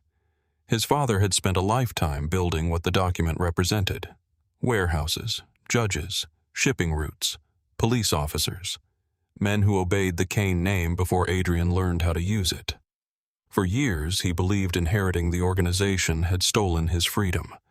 The truth was less comfortable. He had also enjoyed it. He enjoyed rooms becoming quiet when he entered. He enjoyed knowing that one call could move money men and fear across the city. He had blamed his father for the throne while refusing to admit how easily he had learned to sit on it. Adrian tore the transfer agreement in half. The sound woke Noah. The boy lifted his head. What are you doing? Adrian looked at the torn pages. Making a decision. Noah rubbed his eyes. Is it a bad one? I do not know yet. Elise looked at the federal agreement. Call the prosecutor. Adrian removed his phone. Then he stopped. You understand this may not keep you safe immediately. No promise you make can do that. I may not be here after today. Elise glanced toward Sophie. Then make today count. Adrian signed the cooperation agreement at dawn. The meeting took place in an empty consultation room 2 floors below the pediatric wing. 2 federal prosecutors sat across from him. A special agent placed a recorder on the table. Adrian's attorney remained near the door, looking as though he had aged 10 years since midnight. The lead prosecutor opened the signed document. You understand that cooperation does not guarantee immunity. Yes. You understand that any false statement terminates the agreement. Yes. You understand that your testimony may expose you to federal and state charges. Yes. The prosecutor studied him. Why now? Adrian looked through the narrow window in the door. Hospital staff moved along the corridor. My daughter is having heart surgery. That explains urgency. It does not explain conscience. Adrian met his eyes. I did not say this was conscience. What is it? The first decision I have made where losing power is part of the purpose. The prosecutor turned on the recorder. Adrian began with the ports. He named the shipping companies used to move illegal cargo. He identified warehouse managers who altered manifests. He gave account numbers connected to bribed officials. He described how Calder moved weapons through fishing fleets and how Richard Ashford used public contracts to conceal private payments. Then he spoke about the Kane organization.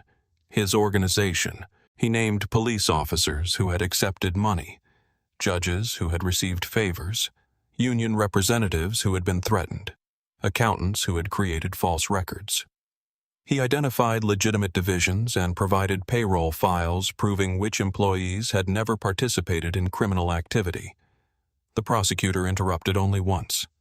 You understand these records also implicate you? Yes.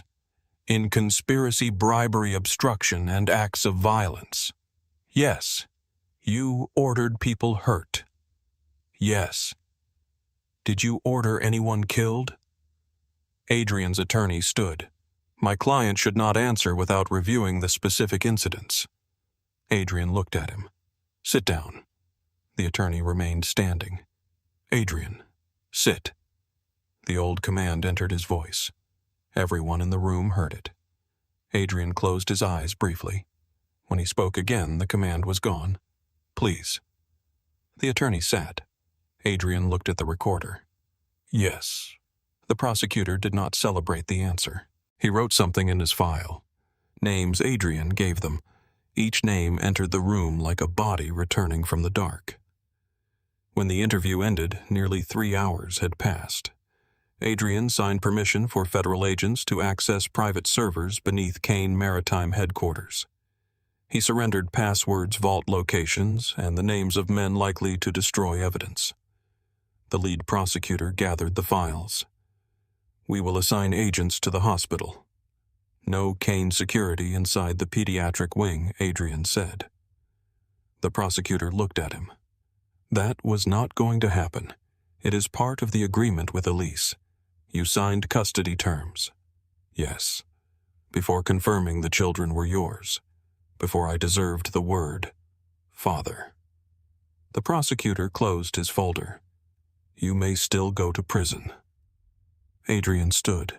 I know. Outside the consultation room, Miles waited near the elevators. His face revealed nothing. Adrian stopped. How long have you been here? Long enough? Then you heard. I heard you gave federal agents access to the servers. Yes. Miles looked toward the pediatric floor. You destroyed the organization without calling the captains. I am not asking permission. You are not asking because you know what they would say. They would protect the empire. That was your job. Adrian stepped closer. My job changed. Miles laughed once. No. A woman returned with 2 children, and you forgot who you were. I remembered. You think giving everything to the government makes you honorable? No. Then what does it make you? Adrian looked toward the elevator. Finished. Miles's face hardened. You do not get to finish something thousands of men built. My father built it through fear. And you expanded it. Yes, you cannot wash your hands because your daughter is sick. I am not washing them. Adrian held up the cooperation agreement. I am handing them over. The elevator doors opened. Miles did not enter. Adrian looked back at him. Go home. You still think you give the orders. Today I am trying to keep you alive. Miles's eyes became cold. From whom? From the men who will discover you knew enough to stop me. Miles watched Adrian enter the elevator. The doors closed between them. By the time Adrian returned to Sophie's room, Miles had made his decision. He called Vincent Calder from a prepaid phone. Calder answered after 1 ring. You took your time.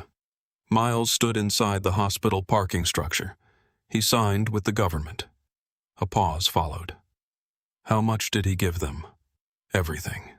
Calder's voice remained calm. Then we move before the agents do.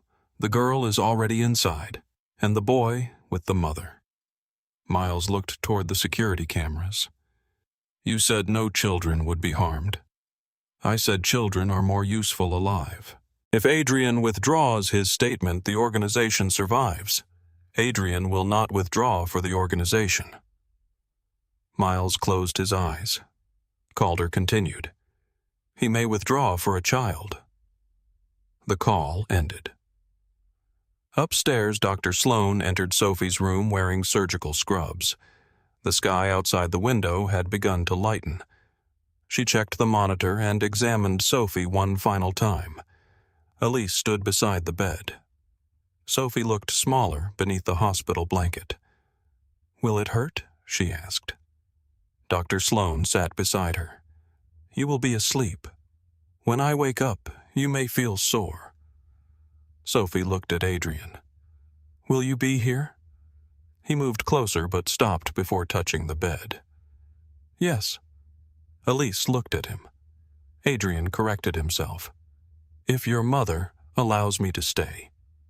Sophie turned toward Elise. Can he? Elise nodded. Yes. Sophie held out her hand. Adrian placed one finger inside her palm. She closed her small hand around it. Noah stood near the window. He had not spoken since waking. Elise knelt in front of him. You can come with me while Sophie goes downstairs. Noah shook his head. I want to go too. You cannot. She gets scared. So do you. I am not scared. Adrian recognized the lie. He had used the same one most of his life. Adrian crouched several feet away. You do not have to be the strong one every time. Noah looked at him. Who will be strong for Sophie, her doctors? And Mom, I will stay with your mother. Noah's eyes narrowed. Do not make her cry. Adrian held his gaze. I will try not to. That is not a promise. No. Adrian did not offer one he could not guarantee. Noah considered the answer. Then he moved beside Elise. Hospital staff arrived to take Sophie into surgery. Elise walked with the bed until the secure doors. Sophie looked back once. Adrian lifted one hand. The doors closed. Elise stood motionless. Adrian remained behind her. He wanted to touch her shoulder. He did not. After several seconds, Elise reached backward without looking. Her fingers found his hand. Adrian held it carefully. Not tightly enough to keep her.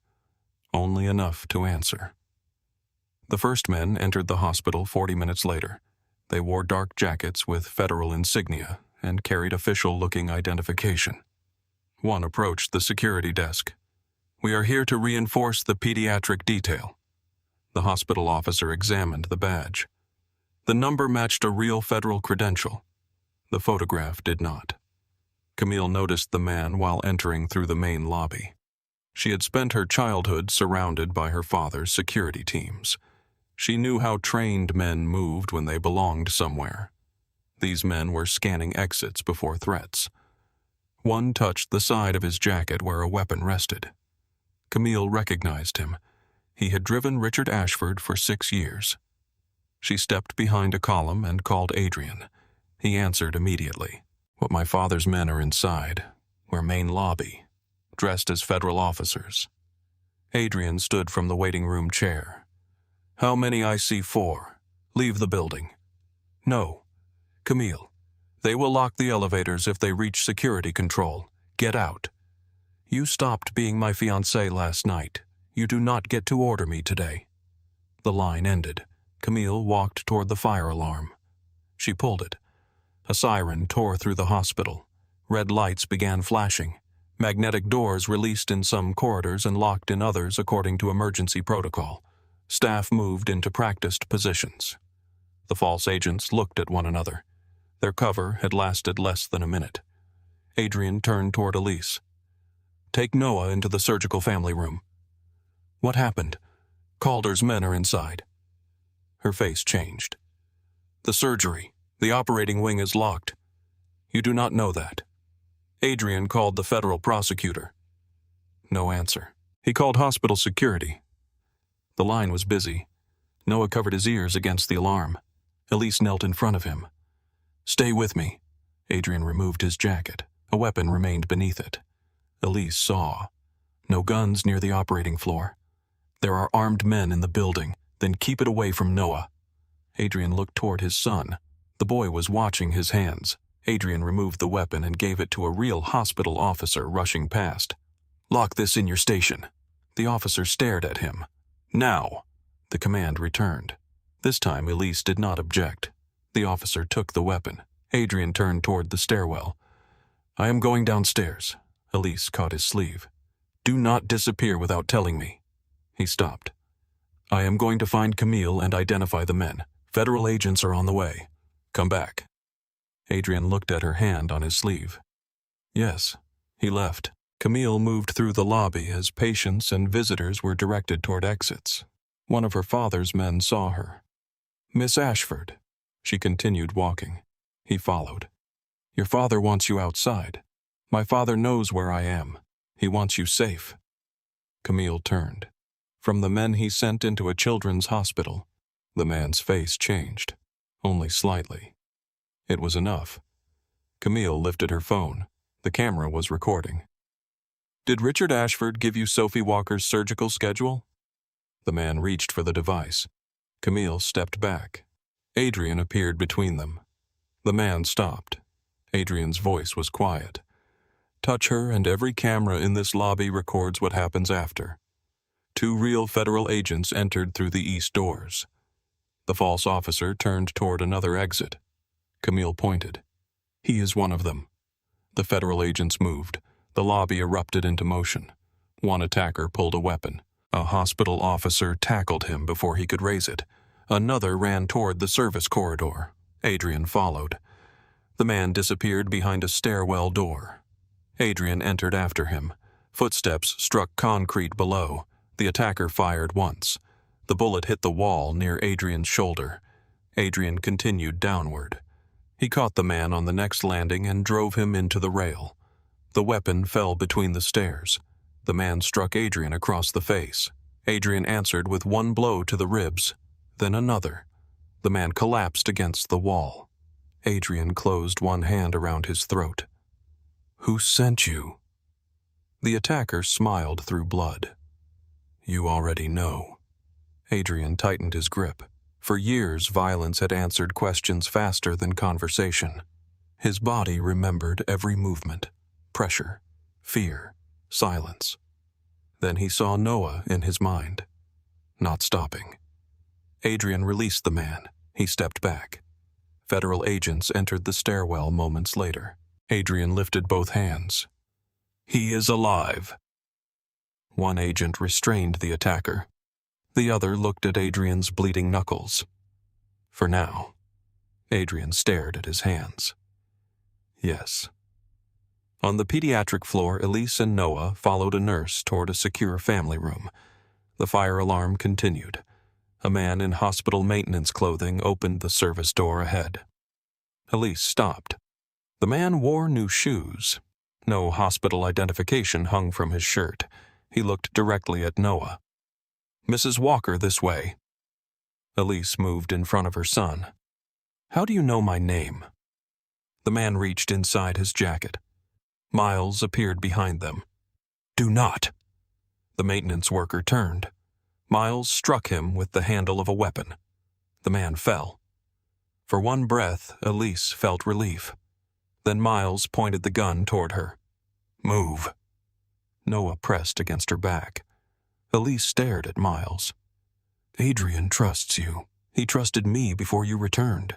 You gave Calder the hospital schedule." Miles's expression hardened. "Adrian gave the government everything. So you brought armed men near his daughter's surgery. I brought leverage. You brought danger to children. I am trying to save thousands of people." Elise laughed softly. "Men like you always find a large number to hide behind." Miles gestured toward the service corridor. "Move." "No." His eyes narrowed. "You do not understand what happens when Kane Maritime collapses. I understand what happens when men decide a child is an acceptable price." Miles stepped closer. Noah moved around Elise. He stood in front of her.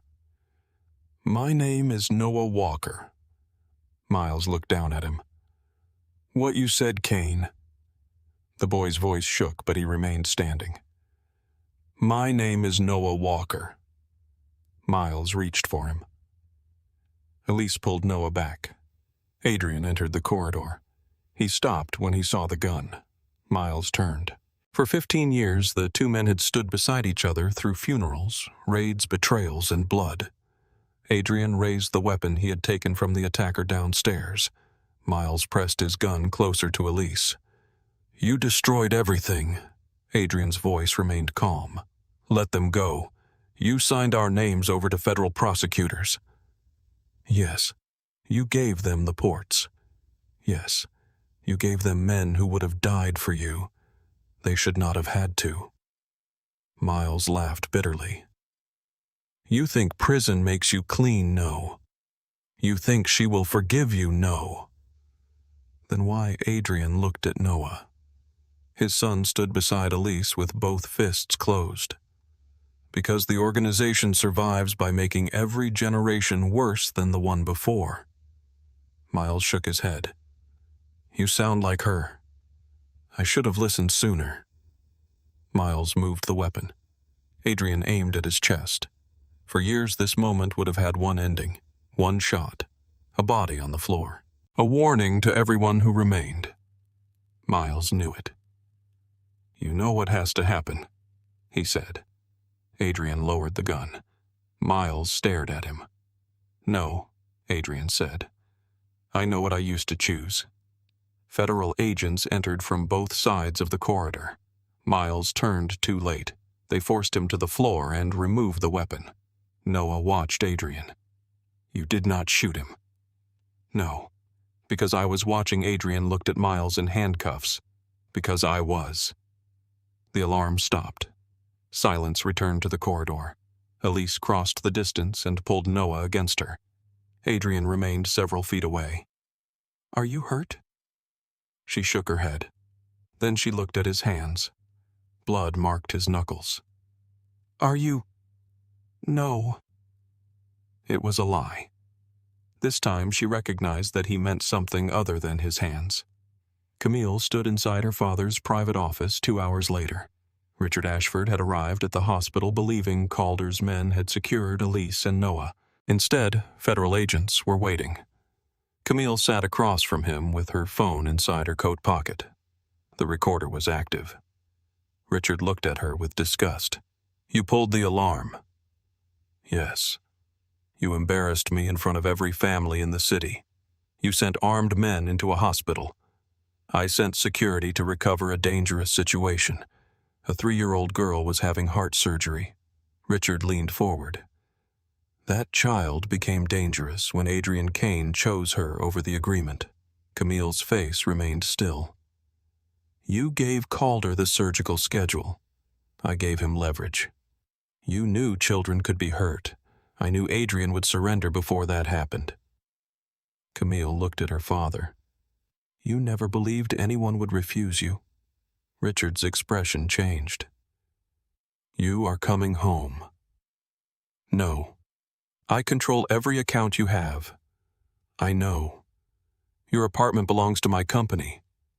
I know. Your name means nothing without mine. Camille removed the phone and placed it on the table. The recording continued.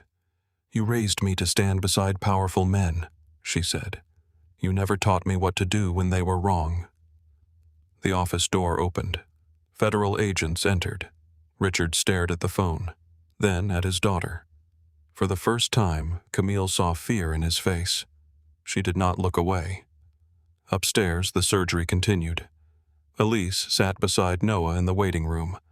Adrian stood near the window. Neither had spoken for 20 minutes. Noah slept with his head against Elise's side.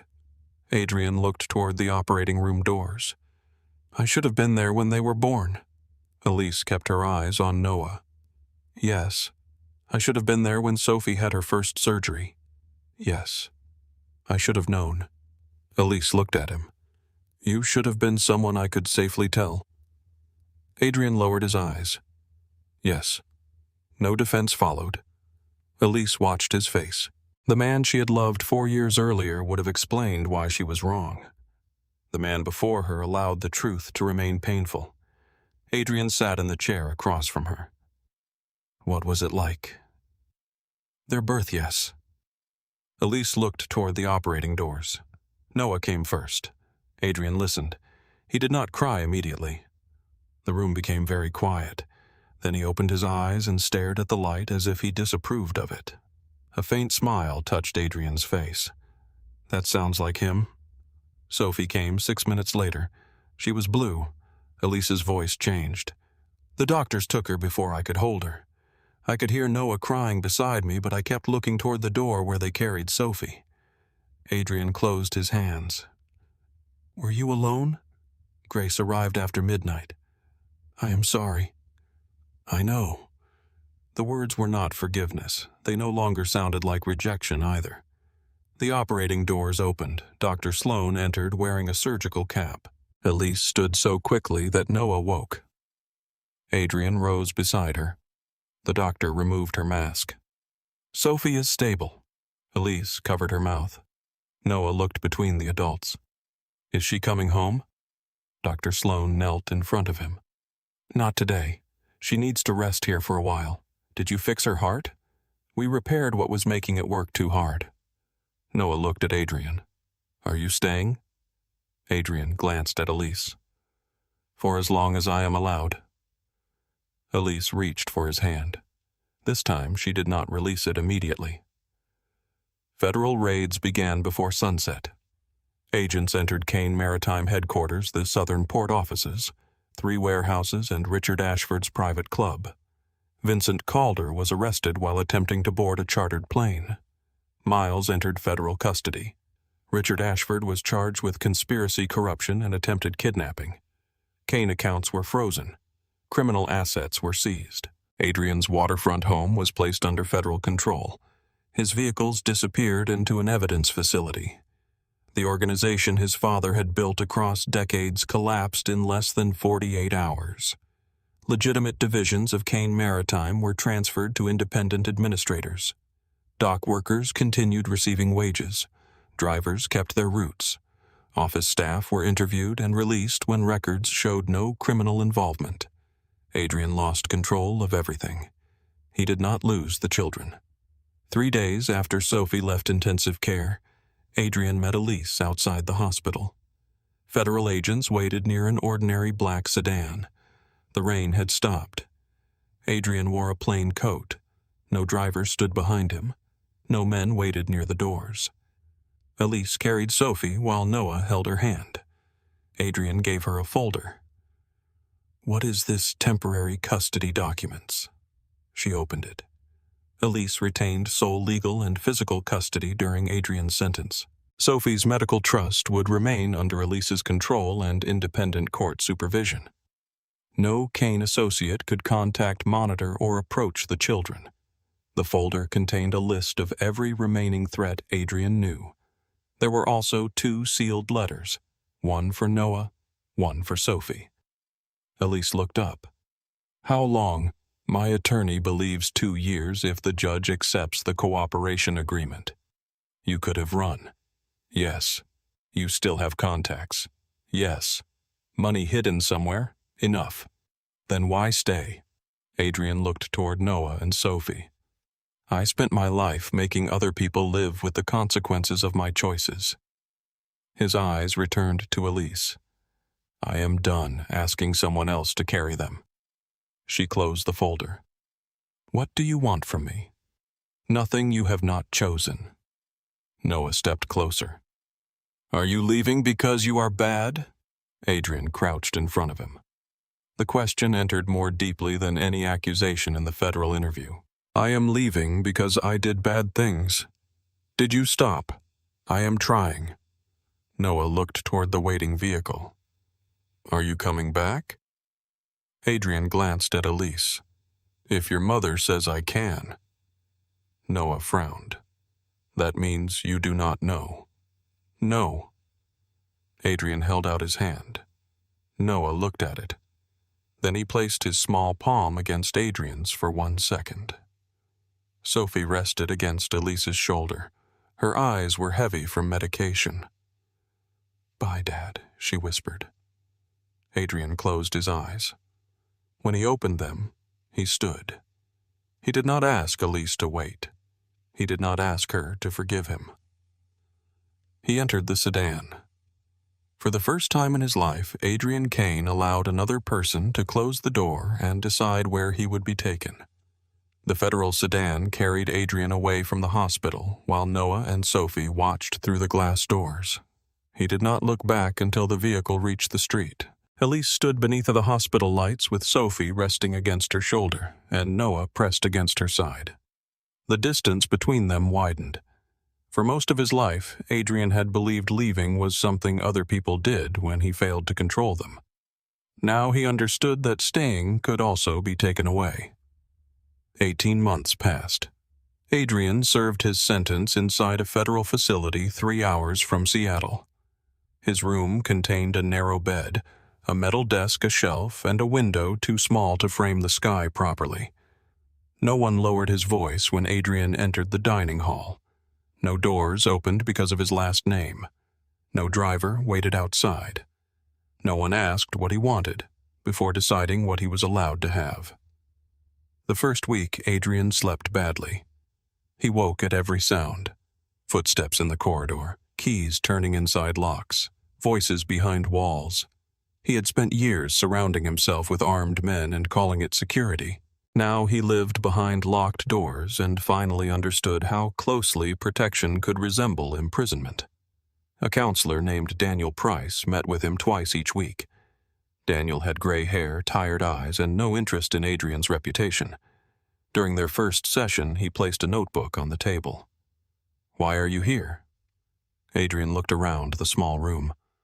"A federal judge." Daniel waited. Adrian understood the question. "I ran a criminal organization. That explains the sentence. What answer do you want? The one you avoid?"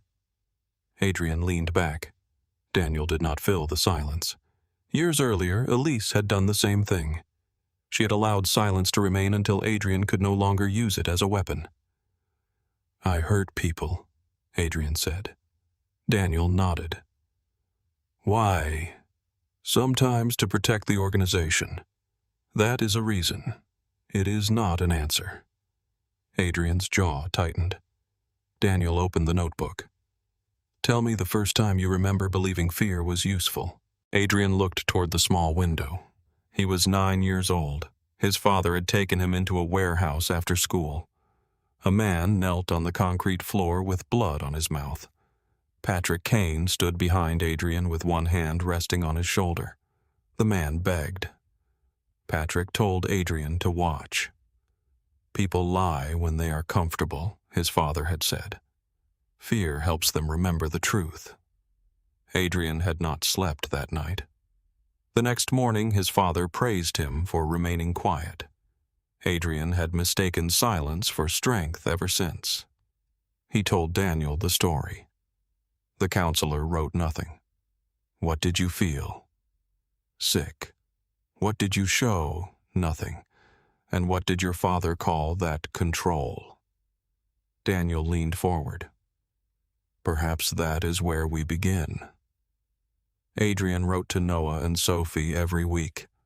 The prison permitted limited paper, so his letters were careful and small. He told Sophie about the birds outside his window. He described a crow that appeared every morning and stole pieces of bread from the yard. He told Noah about the first ship he had seen as a child, and how he once believed the ocean ended at the edge of Seattle. He never wrote about the men he had killed. He never wrote that he missed them so badly his chest hurt after every phone call. He did not ask them to call him Dad.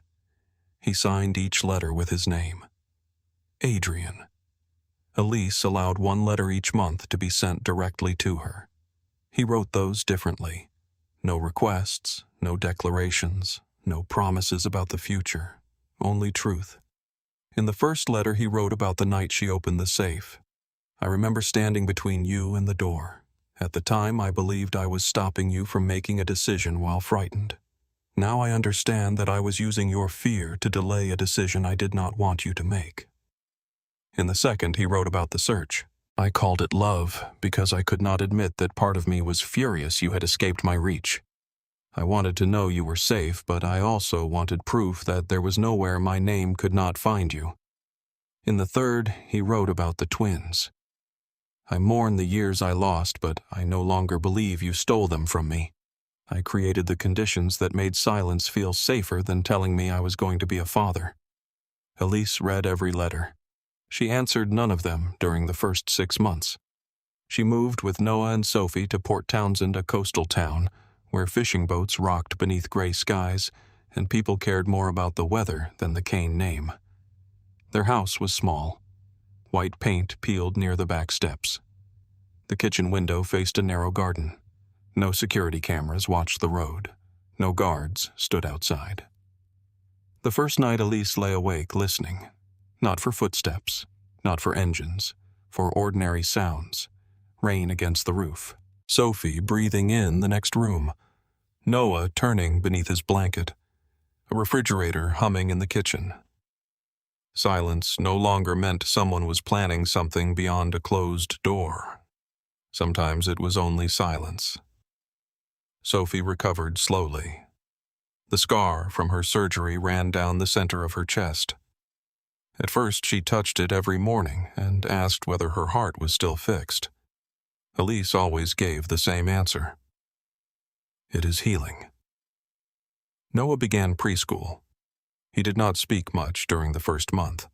He watched other children before joining them. He chose a seat near the door.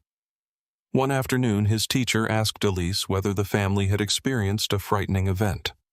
Elise looked through the classroom window. Noah sat alone building a tower from red blocks. Yes, she said. The teacher waited. Elise continued. But we are working on what comes after. She returned to pediatric nursing 3 days each week. Her father moved into a care facility closer to Port Townsend. She attended counseling through a program for women who had lived inside controlling relationships. During the first session, the therapist asked whether Adrian had ever struck her. No. Did he threaten to? No. Did you feel free to disagree with him? Elise looked down at her hands. Sometimes. Did you feel free to leave? The answer took longer. No. The therapist nodded. Then we can begin there. Elise learned that love did not cancel fear. Fear did not erase love either. Two truths could exist in the same body without becoming one another. She could remember Adrian holding her after her father's surgery and still remember him blocking the office door. She could believe he loved the twins and still require legal protection. She could miss him without inviting him back. Camille testified against Richard Ashford. Her father's attorneys called her confused, emotional, and manipulated by Adrian. Camille sat beneath courtroom lights and read the messages in which Richard had ordered men to obtain Sophie's hospital records. She explained the port schedules, the money, and the engagement contract. When the prosecutor asked why she had agreed to marry Adrian, Camille looked toward her father. "Because I had been trained to call obedience gratitude." Richard Ashford received a lengthy federal sentence. Camille lost access to most of the family fortune. She sold her jewelry, left the apartment her father owned, and moved into a modest rental near Tacoma. She began working with an organization that helped families affected by public corruption. Elise saw her twice during Adrian's sentence. Their conversations were not warm. They were honest. At the second meeting, Camille watched Sophie drawing at a cafe table. She looks stronger. She is. Does she remember the hospital pieces of it? Camille folded her hands around a cup. Does she remember me? Sophie looked up before Elise could answer. You smell different now. Camille smiled. I changed perfume. Why, I wanted to know what I liked. Sophie considered this. Do you like it? Yes. Then it is good. Camille looked down at her cup. Elise understood the emotion on her face. Freedom often arrived disguised as a small choice no one else noticed. Adrian's first phone call with the twins took place 2 months into his sentence.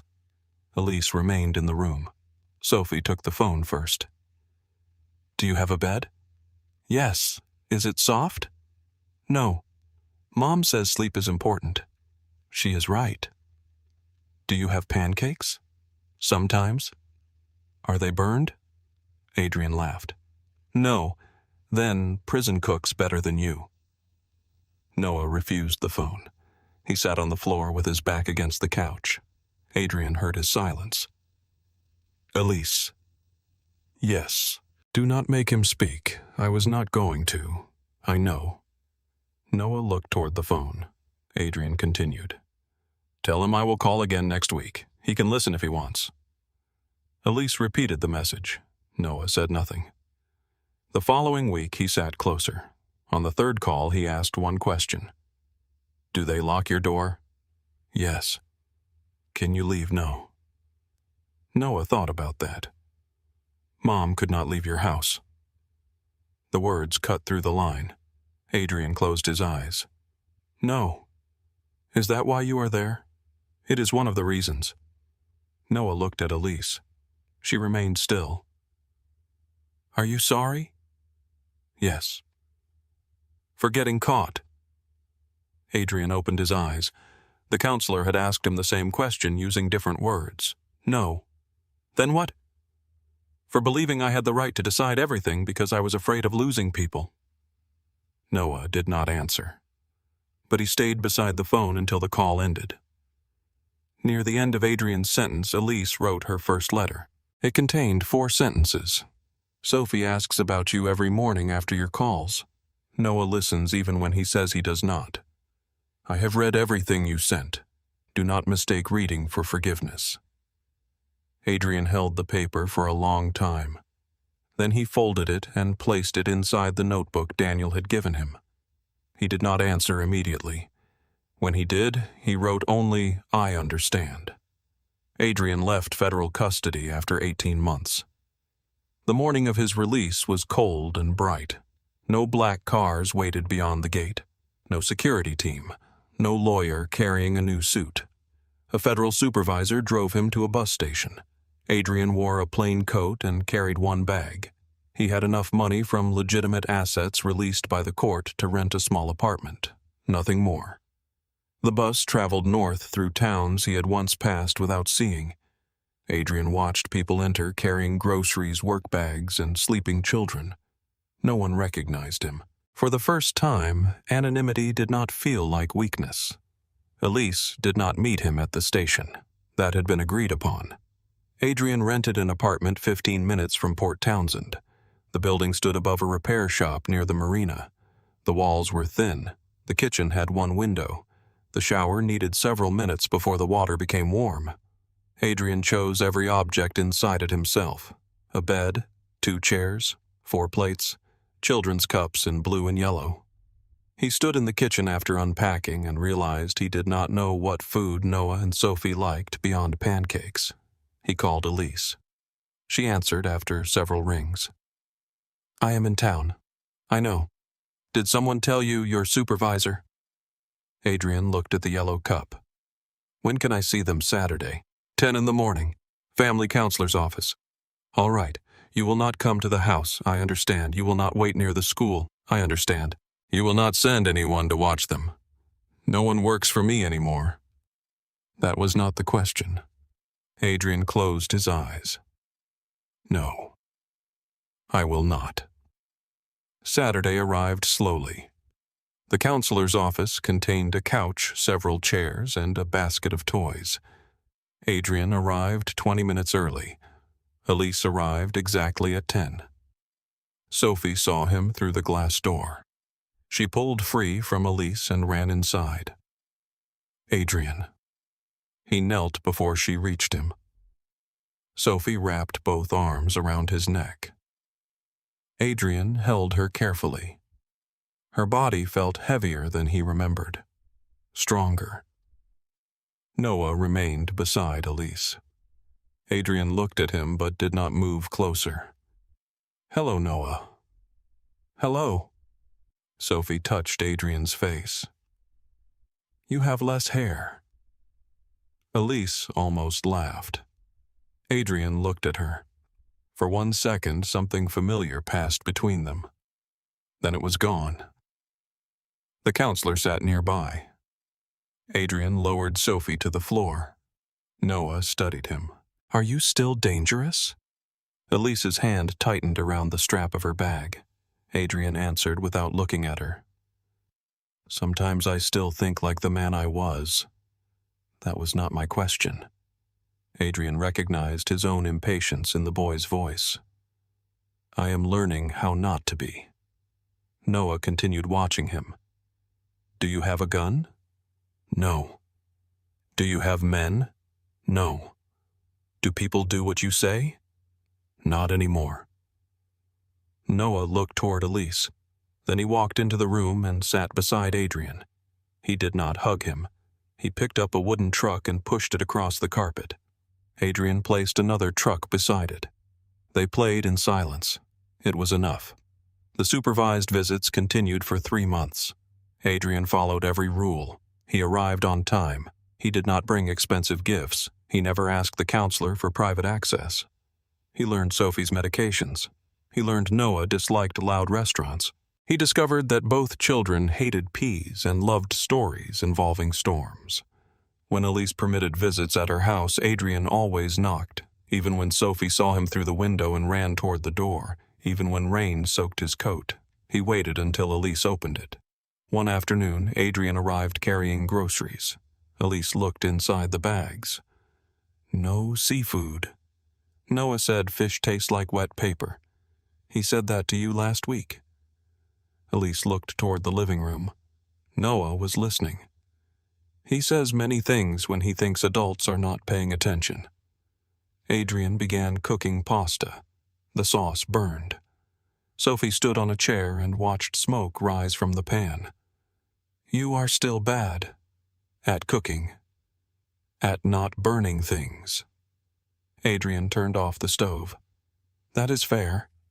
They ordered pizza. The ordinary failure made the children laugh. Adrian learned to laugh with them instead of hiding mistakes. Not every day was gentle. During a crowded holiday market, Noah disappeared for 40 seconds. Elise had turned toward Sophie. When she looked back, Noah was gone. Adrian's body reacted before thought. He grabbed the arm of a security guard. "Lock every exit." The guard reached for his radio. Elise turned. "No." Adrian looked at her. "He is missing.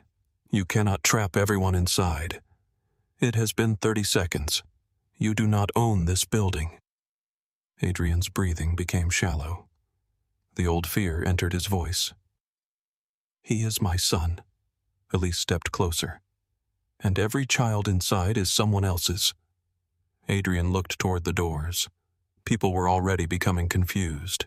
He released the guard. Keep the exits open. Send staff to each one. No one is detained. The guard nodded. Noah appeared near a toy stall moments later. He had followed a display of wooden boats. Elise pulled him into her arms. Adrian stood several feet away, his hands shaking. Noah looked at him. Are you mad? No, you look mad. I was scared. Noah frowned. You made the doors close. Yes. Mom said not to. Yes. Did you stop? Adrian looked at Elise. Yes. Noah reached for his hand. Then, stop shaking. Adrian knelt and allowed his son to hold his fingers. The fear did not disappear. It no longer controlled the building. Months passed. Adrian began working at a ship repair company owned by a man who knew his history and cared more about whether he arrived on time. The work was physical. Engines, rust, oil beneath his nails. No private office waited above the floor. At the end of each shift, Adrian washed his hands in a metal sink and returned to an apartment no one guarded. He liked the exhaustion. It required no one else to suffer. Noah struggled more than Sophie. One afternoon, another child at school told him his father had gone to prison because he was a murderer. Noah came home silent. During Adrian's visit, he threw a wooden toy across the room. It struck the wall near Adrian's shoulder. Elise stood. Adrian lifted one hand. Let him. Noah's face turned red. You killed people. Yes. You are bad. I did terrible things. Why are you here? Because your mother allows me to be. I do not. Adrian sat on the floor. Noah looked confused by the movement. You can ask me to leave. Noah's fists closed. You always leave. The anger broke into tears. You left before I knew you. Then you left after I knew you. Adrian's chest tightened. I did. Mom says you had to. I made choices that caused it. Will you go again? Adrian wanted to promise. The old version of him would have created certainty with words. He looked at Noah. I cannot promise nothing bad will happen. Noah cried harder. Adrian continued. I can promise I will tell you the truth. I can promise I will not disappear because the truth is difficult. Noah stepped forward. Then he hit Adrian once in the chest with both small hands. Adrian did not stop him. Noah collapsed against him. Adrian wrapped his arms around the boy only after Noah held on. Elise watched from the doorway. She turned away long enough to wipe her face. 2 years after the rainy crosswalk reunion, Elise asked Adrian to meet her near the Port Townsend waterfront. Evening settled across the harbor. Boats moved gently against their ropes. Adrian arrived wearing a work jacket and carrying no phone. Elise stood near the railing. For several minutes they watched the water. Then she asked, Do you still love me? Yes. Do you expect that to matter? No. The answer came without hesitation. Elise looked at him. Do you want us back? Adrian placed both hands inside his pockets. I want what we had to remain gone. Her expression changed. He continued. I loved you, but I built a life where you could not disagree safely. I do not want another chance to recreate it. What do you want a chance to build something you can leave without being afraid of me? Elise turned toward the harbor. You make that sound simple. It is not. I do not know if I can trust you. I know. I still remember the office door. So do I. I remember wanting you beside me when Sophie was born. Adrian's face tightened. I know.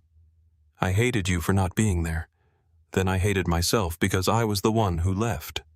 You did what you believed would keep them safe. That does not mean it did not hurt. No. Elise looked at him. You do not argue with me anymore. I argue with you in my head. A surprised laugh escaped her. Adrian smiled faintly. Daniel says progress does not require pretending the old thoughts disappeared. Who is Daniel, my counselor? You still see him every Thursday. Elise nodded slowly. That answer mattered more than he knew. A week later, Adrian waited across the street from the twins' school. Rain covered Port Townsend in silver. He stood beside an ordinary truck with a paper bag of groceries inside. The final bell rang. Children poured through the doors. Sophie appeared first, wearing a yellow raincoat. Noah followed with his backpack hanging from one shoulder. Elise walked behind them. Adrian remained beside the pedestrian signal. He did not cross. 2 years earlier, seeing Elise with the twins had sent him into traffic because waiting felt impossible. Now he watched them approach the curb. The light remained red. Sophie saw him. Adrian. She pulled at Elise's hand. Noah raised one arm. Adrian lifted his hand in return. The signal changed. Elise looked across the street. Adrian waited. 4 years earlier, she had crossed a road trying to escape the world he concealed. 2 years earlier, he had seen her in another crosswalk and believed finding her gave him the right to reclaim everything he had lost. Now he understood that love could not begin until the other person was free to remain on the opposite side. Elise took Noah and Sophie by the hands. They crossed. Sophie ran the final few steps and wrapped herself around Adrian's leg. Noah stopped in front of him. "You are late." Adrian looked at his watch. "I am 3 minutes early. Our teacher says early is on time. Then your teacher is difficult. She says that means responsible." Elise reached them. Adrian opened the passenger door. "Where are we going?" she asked. "Noah wants pizza. Sophie wants ice cream," Noah added. Adrian looked toward the back seat. "They have agreed to argue about it while I drive." Elise studied him. "This is not forgiveness for everything." "I know. It is not permission to make decisions for me." "I know. If I tell you to stop, you stop." "Yes." She rested one hand over his on the open door. Adrian did not close his fingers around hers. Elise looked into his gray eyes. Then she said the same word she had spoken 2 years earlier before he entered federal custody. Drive. This time the word did not mean surrender. It meant she had chosen to enter the vehicle. The truck moved along the Washington coast. Sophie sang from the back seat. She knew only half the words and invented the rest. Noah corrected each line until Elise told him music did not require a courtroom. Adrian drove with both hands on the wheel. There was no armored vehicle, no convoy, no port agreement waiting for his signature. No empire following behind them.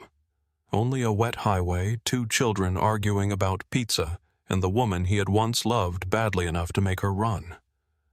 Elise rested one hand near the center console. Adrian saw it. He did not reach. Several miles passed. Then she turned her palm upward. Adrian placed his hand inside hers, lightly, without closing the space around it. Years earlier, Adrian believed being a father meant no one could take his children from him. He had believed loving Elise meant keeping her near him even when she wanted the door. He understood now that fatherhood was not possession. Love was not the power to prevent someone from leaving. It was becoming a man they no longer needed to escape. The highway curved toward the ocean.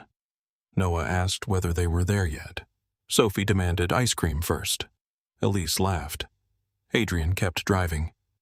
D where he would be taken.